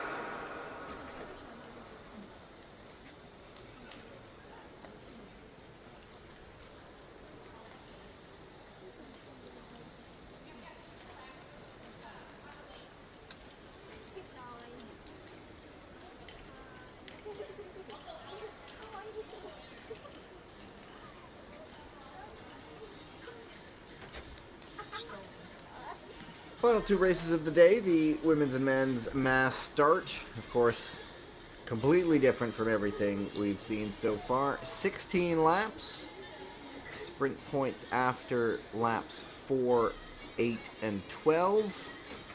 And then the big points on the finish line. You saw the start list right there. Of course, you need to look at 1, 2, and 3, the real seeded skaters. Valerie Malte, Ivany Blondin, and Mia Manganello as the skaters really to watch. Plenty of international success amid those skaters, but there's always the youngster, the newcomer that may want to upset the apple cart a little bit and make a name for themselves. So they do tend to get introduced by one, but before they do, I'll just read through them. Valerie Malte, Ivany Blondin of Canada, Mia Manganello, Greta Myers of the United States, Park Ji-woo, and Kim Yoon-ji of Korea Republic, Ji Wen-jin, Chen Aoyu of China, and Hana Nowake and Kyoko Nita of Japan.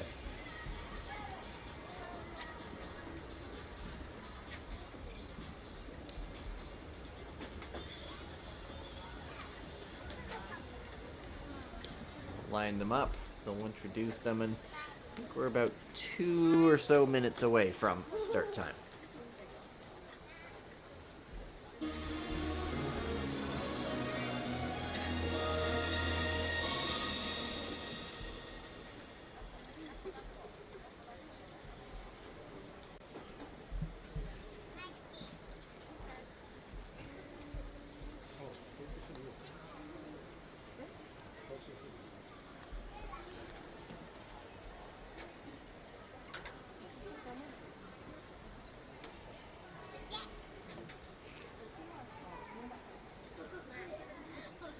Looks like maybe a bit of a delay here.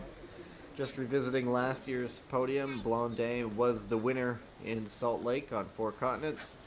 Georgia Birkland of the United States was second. Of course, she's not here. And Kyoko Nita, who is here, finished in 3rd.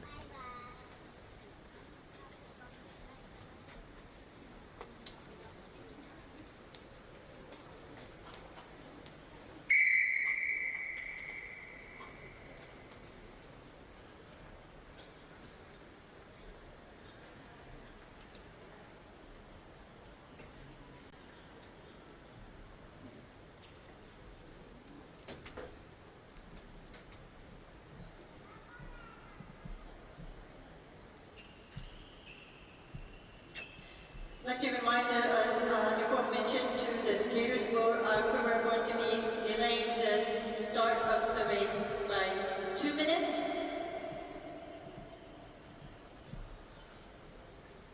And we're going to ask the skaters to make 1 lap. I'd like to ask the skaters to make a lap across the line to make sure the transponder is registered.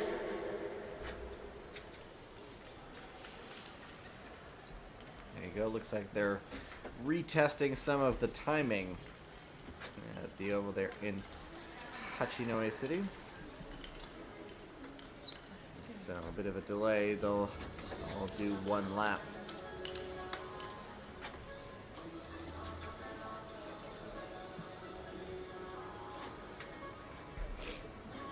Malte, the Canadian, comes in as the overall mass start World Cup winner. Her teammate Blondet was 2nd, and Mia Manganello was 4th. If I remember correctly, there was a memorable mass start race to begin the season, and I think it was in Stavanger in Norway, where some big names broke away off the front. I think Marijke Groenewoud of the Netherlands was among them. And there was no response from the field. And so usually the breakaways get caught, but this was a strong breakaway, and the main field didn't react.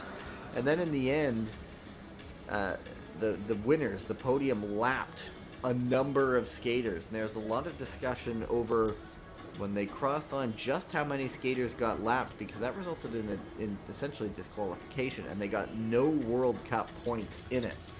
I think it might have been Malte, Manganello, and Groenewoud of the Netherlands, and just a sign that you never know what's going to quite happen in these mass start races. If there's no reaction in the field when a couple skaters break away, about anything can happen. So I think now we might be ready to go for some introductions down on the ice level.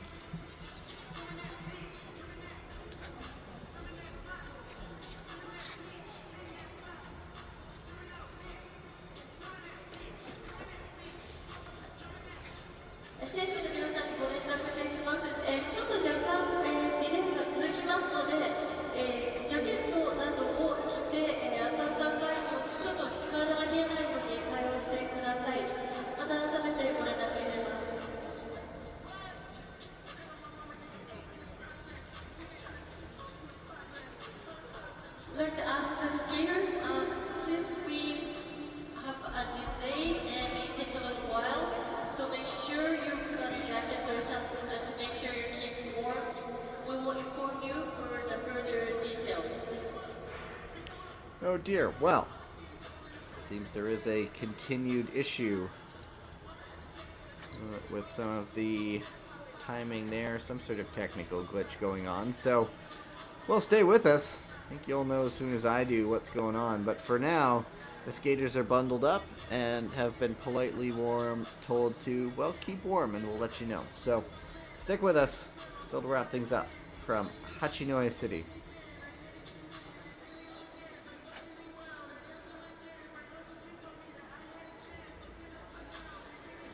ただいま選手が着用しておりますトランスポンダーのチェックを行っております。機械の不具合の確認をしております。少々お時間をいただきます。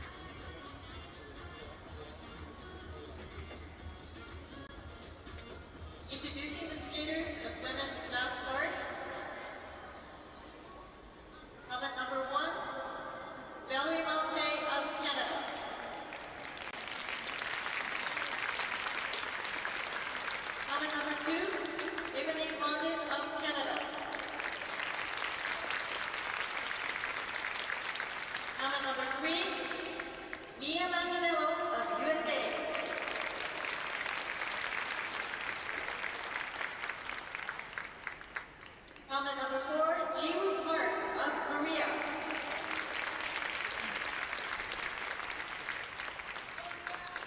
Helmet number 5, Wen Jin Jin of China.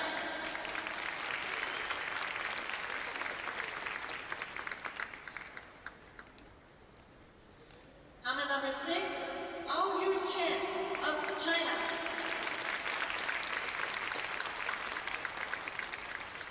Introducing skaters of the rest of the field.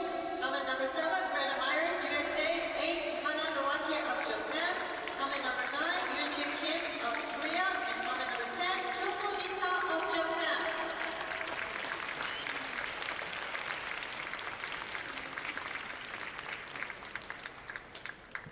There you are. They're finally ready to go. And they'll line up for the start.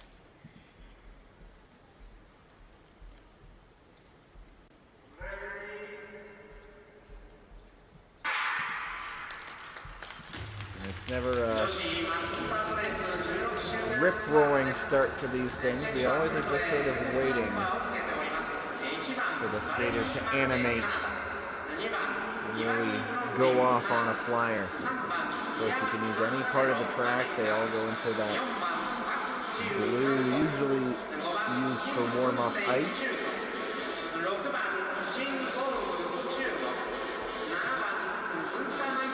And the main ones, you just watch the helmets. It really is helpful. You see the seated skaters 1, 2, and 3. Malte, Blondin, Manganello.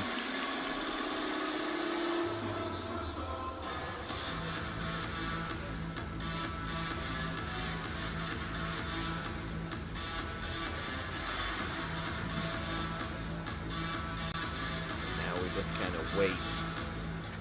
There always tends to be a skater who tries to go off on a flyer, push their luck, pick up those minor points, see if they can't hang on until the end. Kind of looking forward to when Timothy Lubino of France gets in. Whenever he was in mass start races last season, he was always the one to animate, to shake things up. And a 1:21.6, not the fastest lap in the world. Kim Yoon-ji on the front at the moment.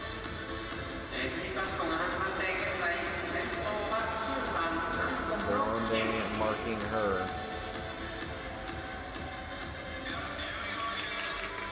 And you would have to wonder if one of the skaters on one team gets off on the front, would their teammate organize a chase, or would they just let the other teams chase? Of course, some good, strong skaters, so if there is a breakaway involving one of the Canadians or the Americans or the Japanese skaters, then the other one might just be with them. We are on a sprint lap now. It's Kim Yoon-ji leading it around, and I think Blondin is there for second. Is it Manganello or is it Myers who snuck up for third? Wait, confirmation. There you go. Kim Yoon-ji with 3, Blondin with 2, Manganello with 1. So in the grand scheme of things, on the line, those are where the big points are. So these sprint points are really to help with position. If there are races where there are advancements, semifinals and whatnot, those points could always make the difference. But it's now Blondin on the front. Not sure she wants to be there. Chen Aoyu right behind her, the 19-year-old. Quite the age range. So a couple of 19-year-olds. Now there goes an attack. It's a Rising Sun helmet. Or uniform, rather. One of the Japanese skaters, Kyoko Nita. And the late addition here to the race. Fans certainly appreciate someone shaking things up a little bit. She has been monitored though, and it's not really going to gain her much ground. Nita, 25 years old, decides to save the matches for another effort later on. This one is not going to work. Now the looking around resumes. Greta Myers is there, the former hockey player. Not afraid of being in close quarters with other people on the ice. Blondin is there. Another sprint lap coming. Blondin, former short track speed skater, spent her summer on a bike, riding professionally in the U.S. We know her ability to emerge from the dust victorious. Of course, her great rival Irene Schouten of the Netherlands retiring. Not sure if she's had her baby yet. She was pregnant anyway.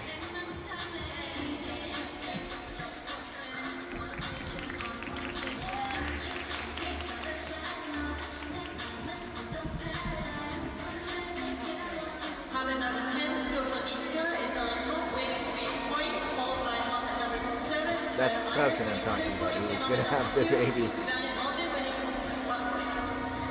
Now enjoying life post-skating.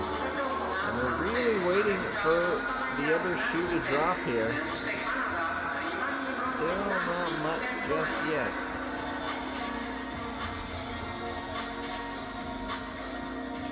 There's Nita going on a bit of a flyer.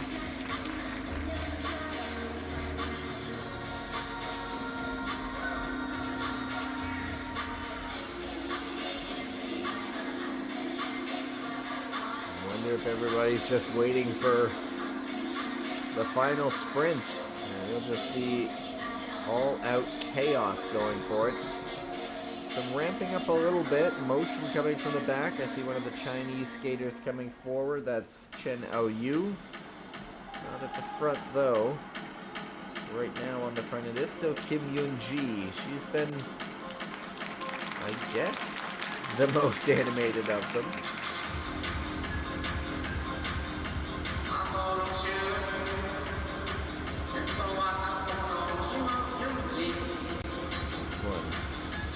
Very much a chess match. You know, everything is kind of building up, and there will come the moment. And Kim standing up, going, "Anybody? Anybody? Bueller want to go to the front?" Nobody wants to be on the front right now. Of course, it's easier to ramp things up from behind, build up a head of steam and get to the front than it is to be looking over your shoulder constantly, seeing who's coming. Another sprint lap is here. This is the third one to come.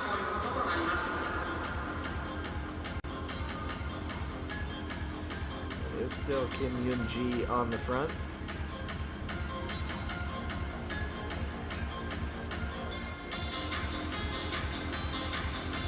So picking up a little bit. Kyoko Nita there, who did go on a bit of an attack earlier, did not last long. And then it's Chen Aoyun, but it is going to be Kim Yoon-ji taking the third sprint. Kyoko Nita in second. And now it's time for the big points. Followed by helmet number 10, Kyoko Nita, and helmet number 6, Aoyu Chen, winning 1 point.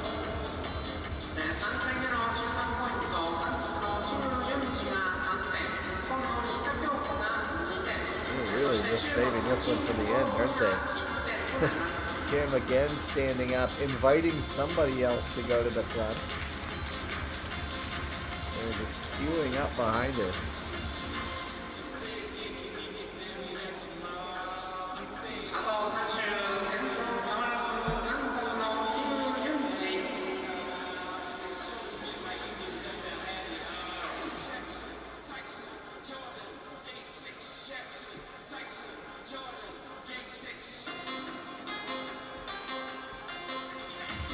Finishing kick at the end. I would put a pick on for Blondin. This race just maybe smell of something a bit different, something wacky perhaps. Coming down to the end of it, 2 laps to go. It is one of the Japanese skaters opening things up. I believe it's Hachinohe. And she's committed to this one. Blondin marking her. Nope, it is Kyoko Nita again. But now it's Blondin. Sensing the moment, it's Blondin and Manganello 1 and 2 right now. Final sprint for the mass start. This one really is for the medals. There is a crash. Now it is chaos in the race. It's Blondin in front. This is a long time on the front. Manganello watching her. Park Ji-woo, also there of Korea Republic, has Blondin spent too much time on the front. Blondin still leading, and it is going to be Blondin defending her Four Continents Championship.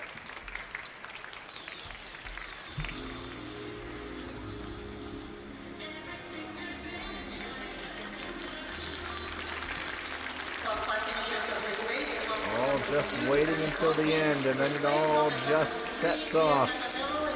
Ebony Blondin, second year in a row. And second year in a row, an American skater picks up the silver. This time, it's Mia Manganello. And I think Park Ji-woo got up for third.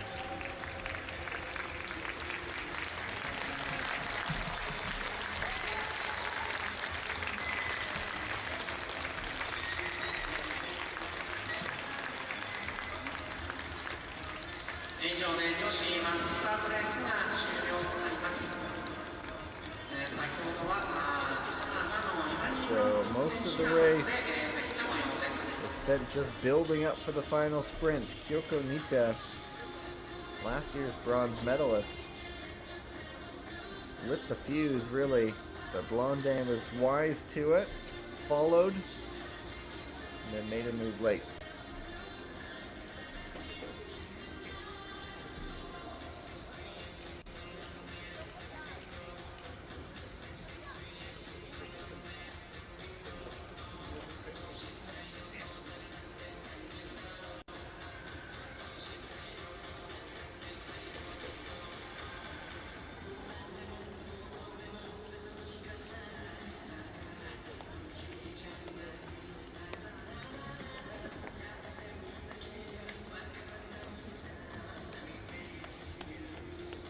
Information to the team, since we have a 10-minute delay, the men's mass start will start at 4:57, 16:57.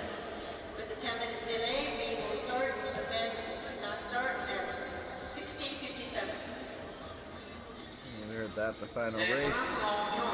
In about 7 minutes time, we get the confirmation of those results. Blondin, Manganello, Park Ji-woo 1, 2, and 3.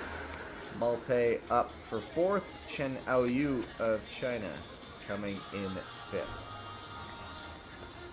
Quick final pause as they get set up for the men's mass start. We'll be back with you shortly.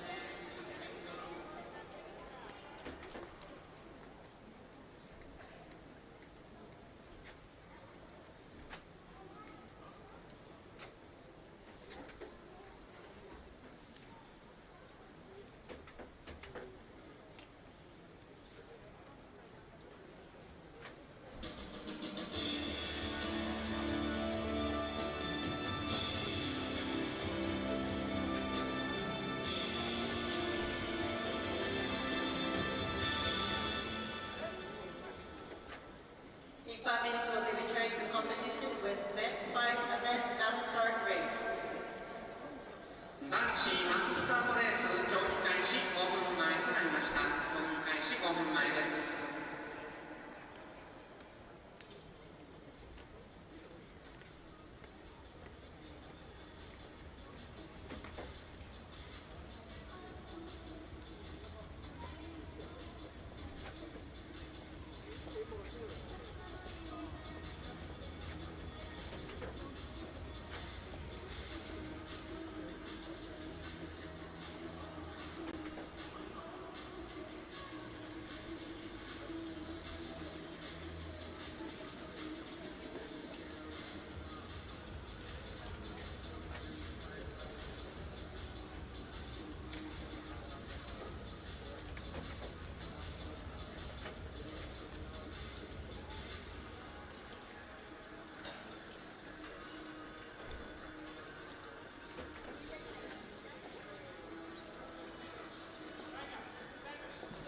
Final race of this 2025 ISU Four Continent Speed Skating Championships.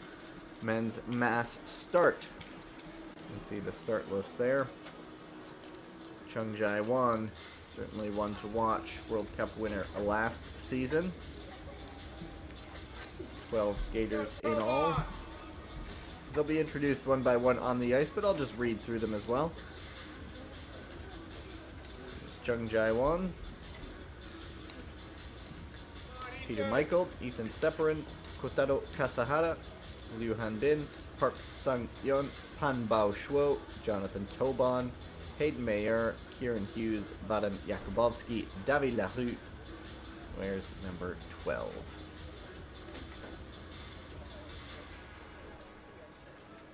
Hopefully all is organized there and they'll get off at the appropriate time.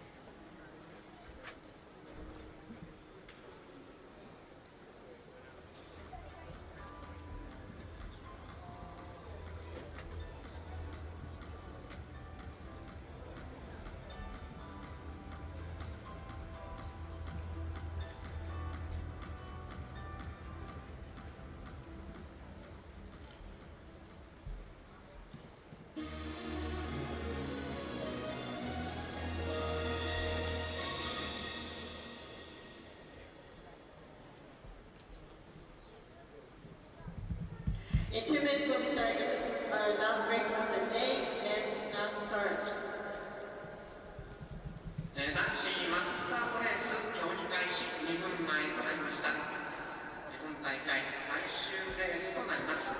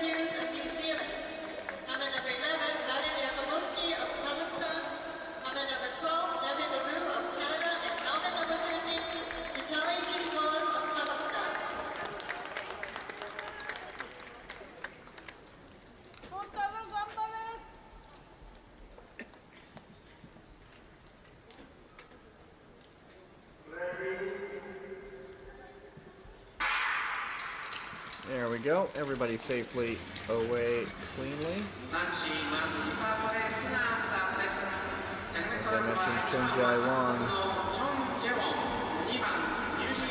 picked up a gold medal in Salt Lake City in the World Cup. That came a week after he won the mass start in the Four Continents Championship in Salt Lake. He also picked up silver medals in Quebec City and in Tomaszów Mazowiecki in Poland.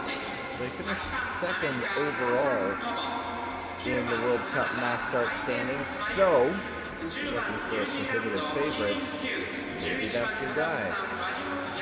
Peter Michael of New Zealand finished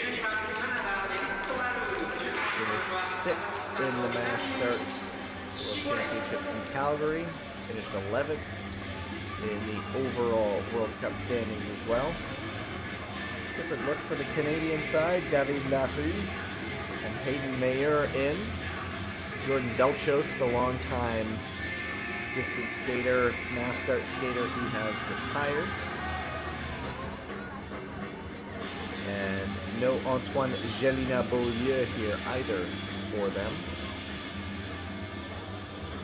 Jonathan Tobon, young American, getting a look here. Teammate Ethan Sepper in there, right near the front. I believe, yeah, he's sitting fourth overall right now. Another kind of relaxed opening. Sepperin finished 12th in the overall mass start standings last season. Boy, the man with one on his helmet, really marshaling things right now. Inviting someone else to join him. There's a bit of a move from Kazakhstan. Like I said, helmet 13, that would be Vitaly Chigolev. And coming up to sprint point number one is a Kiwi off on a flyer right now. I believe it's Kieran Hughes. Helmet number 10, that is in fact the case. So the 31-year-old from New Zealand. Could also be Peter Michael getting up there for second. Often we see New Zealand at 1 and 2 at the sprint points, but I think that was Peter Michael getting up there. It was Han Bao Shuo, Chinese youngster, up for third. And we'll see if Hughes just continues his attack. He is getting low. We did see a big stand-up in the field, and so he's committed to an attack now. It is a long way to go. So maybe he is just going to pick up sprint points. Pick up as many as they can, but the neutral certainly always loves the breakaway. Especially if it's a solo effort.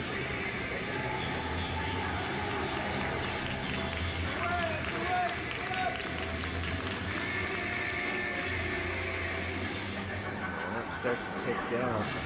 He's got the straightaway on them. I think there is some urgency in leading this chase now. Is it the two Canadians chasing him? But Kieran Hughes, yeah, it's Larue and Mayer on the front of the chase. It's really fractured the chasing group. Kieran Hughes, if he can keep it together for a little bit more, there's at least one more sprint point in it for him. Because he's just fractured the chasing group. Exhaustion would set in at some point, and I don't think he's got enough in him, and he's not been working with anybody, so the pain will come soon.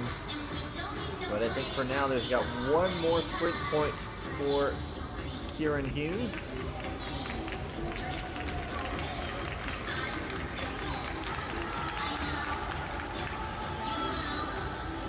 Hughes is 31. Originally from Palmerston North, New Zealand, now lives in Hamilton. Also a former inline skater.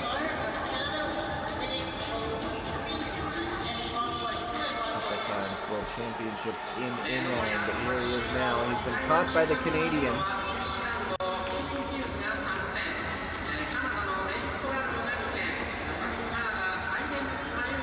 And it's Mayev and Lahu.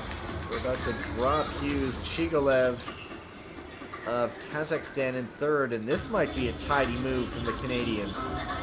See if they start to work together. They are. They're taking turns at the front, and kind of like in cycling, where if you can organize, share the work, and get back in, recover a little bit in the draft, and one more sprint point before the finish.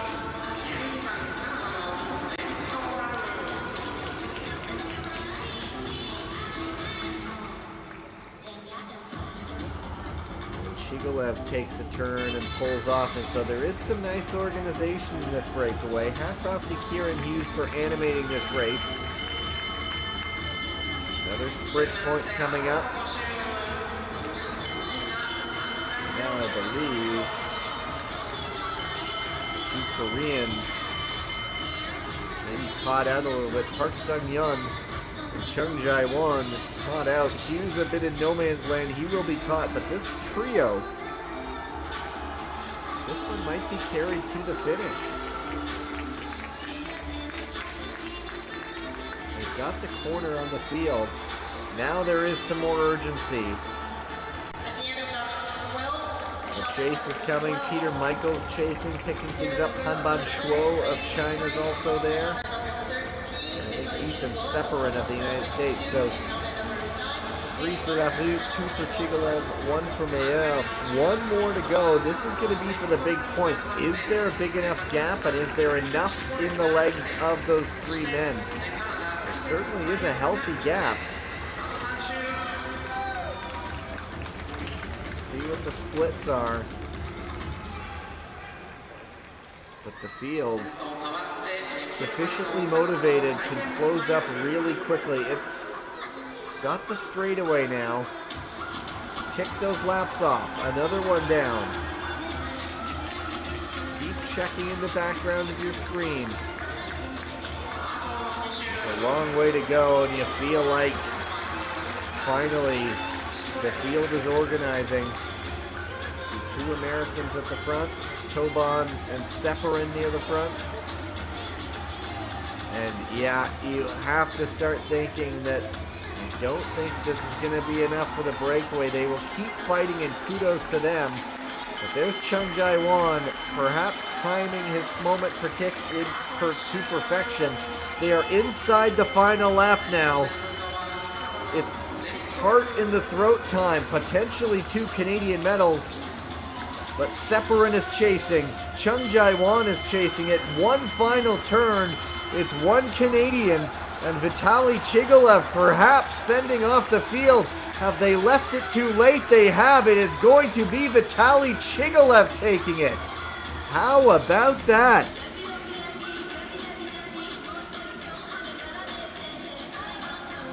$13 on the helmet, 1 on the line.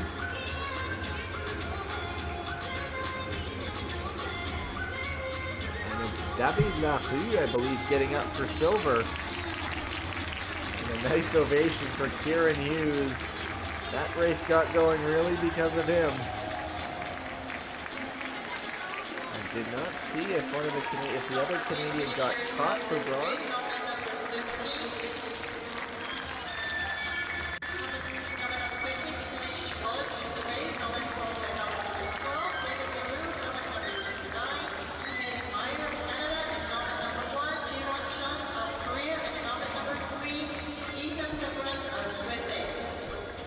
I think they're announcing that Mayer may have gotten up there for bronze.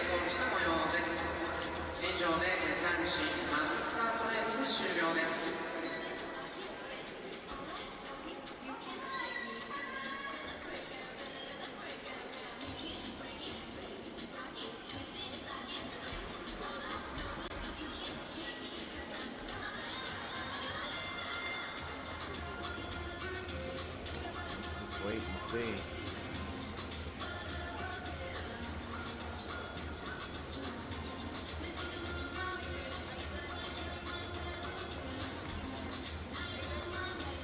Yes, there you have it. I haven't seen it up officially on the screen yet, but my results board shows Vitaly Chigolev first, David Larue second, Hayden Mayel in third. And so it ended up being a nice move from the Canadians to set that off. They were not caught in the end, but you would have to think, what a win for Vitaly Chigolev, perhaps the biggest of his career. He does have a bronze medal on a World Cup a couple of years ago, but certainly a big result for him. 26-year-old from Kazakhstan.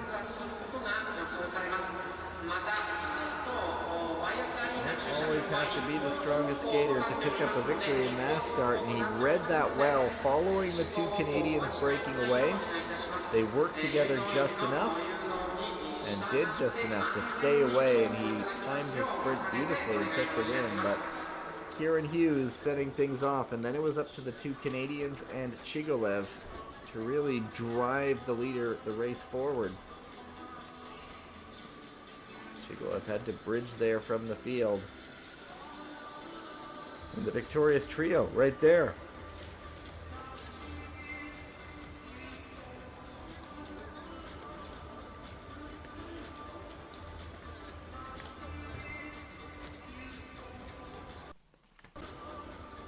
Little stumble there. Wonder what that difference that made for David Larue.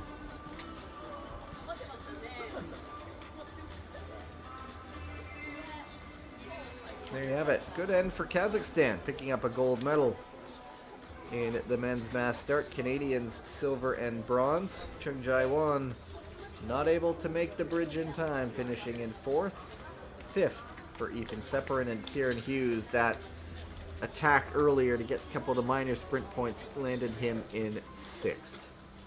So that wraps up competition from day 3 and overall at the 2025 ISU Four Continents Speed Skating Championship.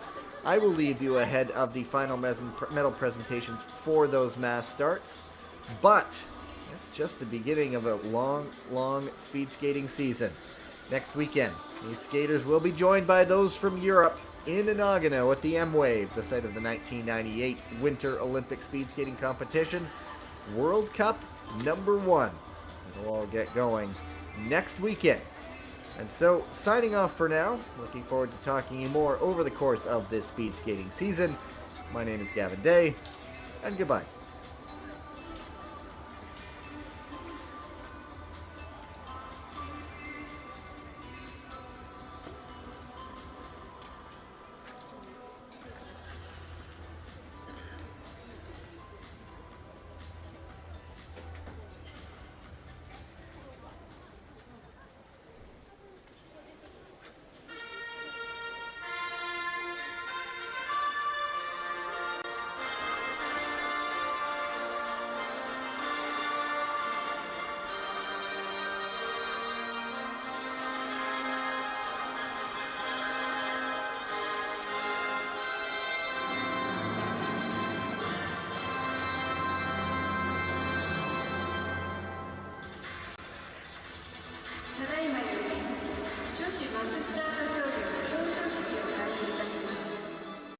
Victory ceremony must start women.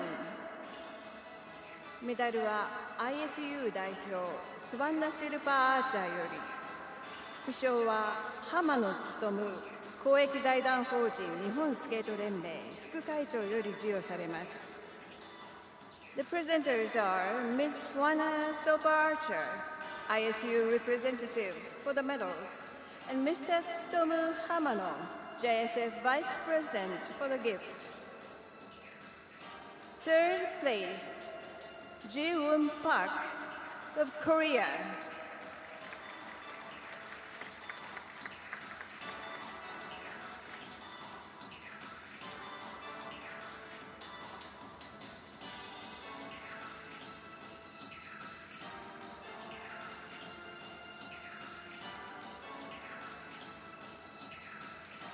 Second place, Mia Manganello of USA.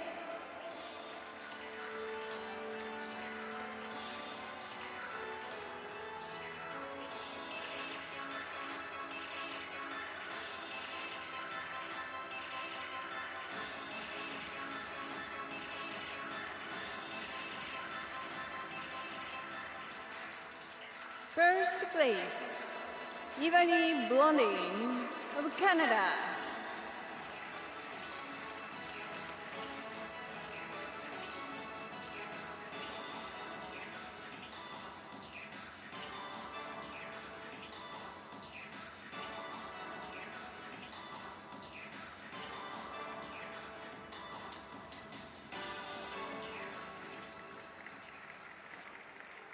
選手の国旗を掲揚し、優勝選手の国歌を演奏いたします。皆様ご起立ください。Please rise for the national anthem of the winner.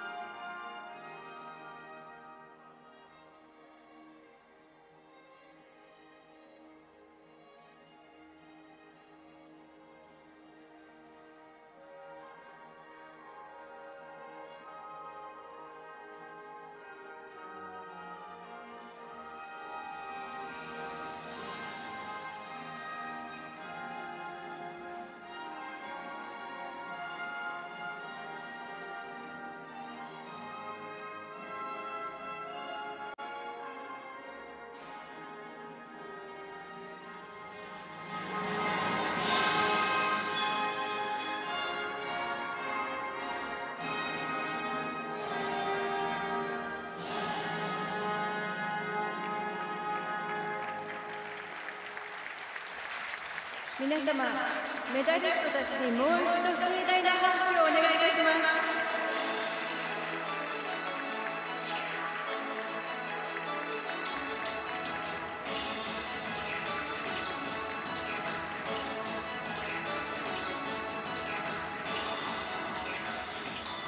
以上で女子マススタート競技の表彰式を終了いたします。This concludes the Mass Start Women Victory Ceremony.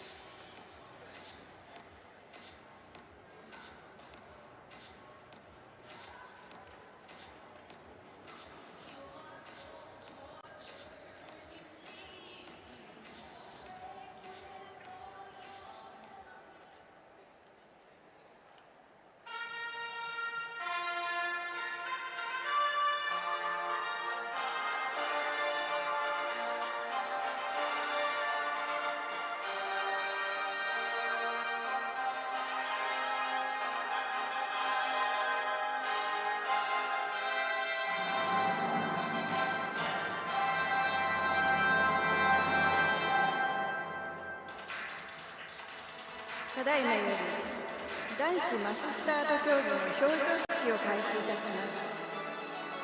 Victory Ceremony Mass Start Men。 メダルは ISU 代表スワンダ・シルバーアーチャーより、副賞は浜野勉公益財団法人日本スケート連盟副会長より授与されます。The presenters are Miss Swana Archer, ISU representative for the medals, and Mr. Tsutomu Hamano, JSF Vice President for the gift. Third place, Hayden Mayer of Canada.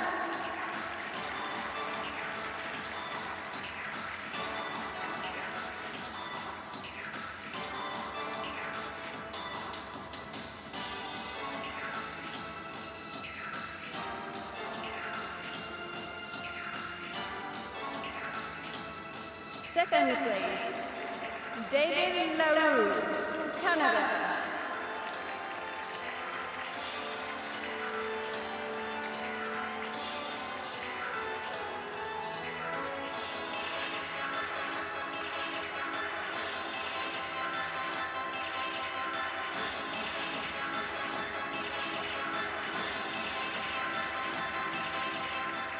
First place, Vitaly Shishigov of Kazakhstan.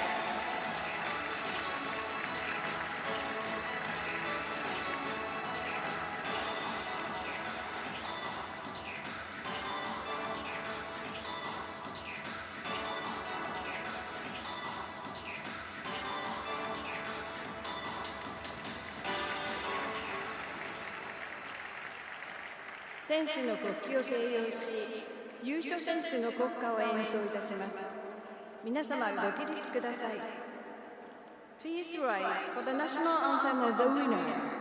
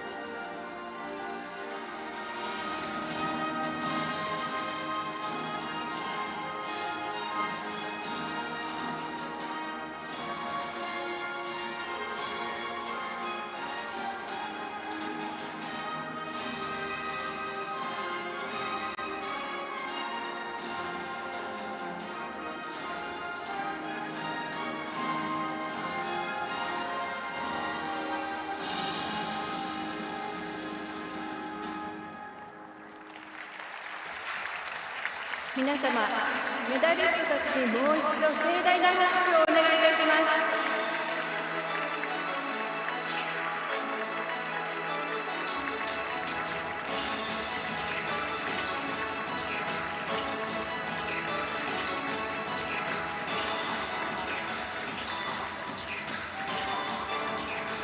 以上で男子マススタート競技の表彰式を終了いたします。This concludes the Mass Start Men Victory Ceremony.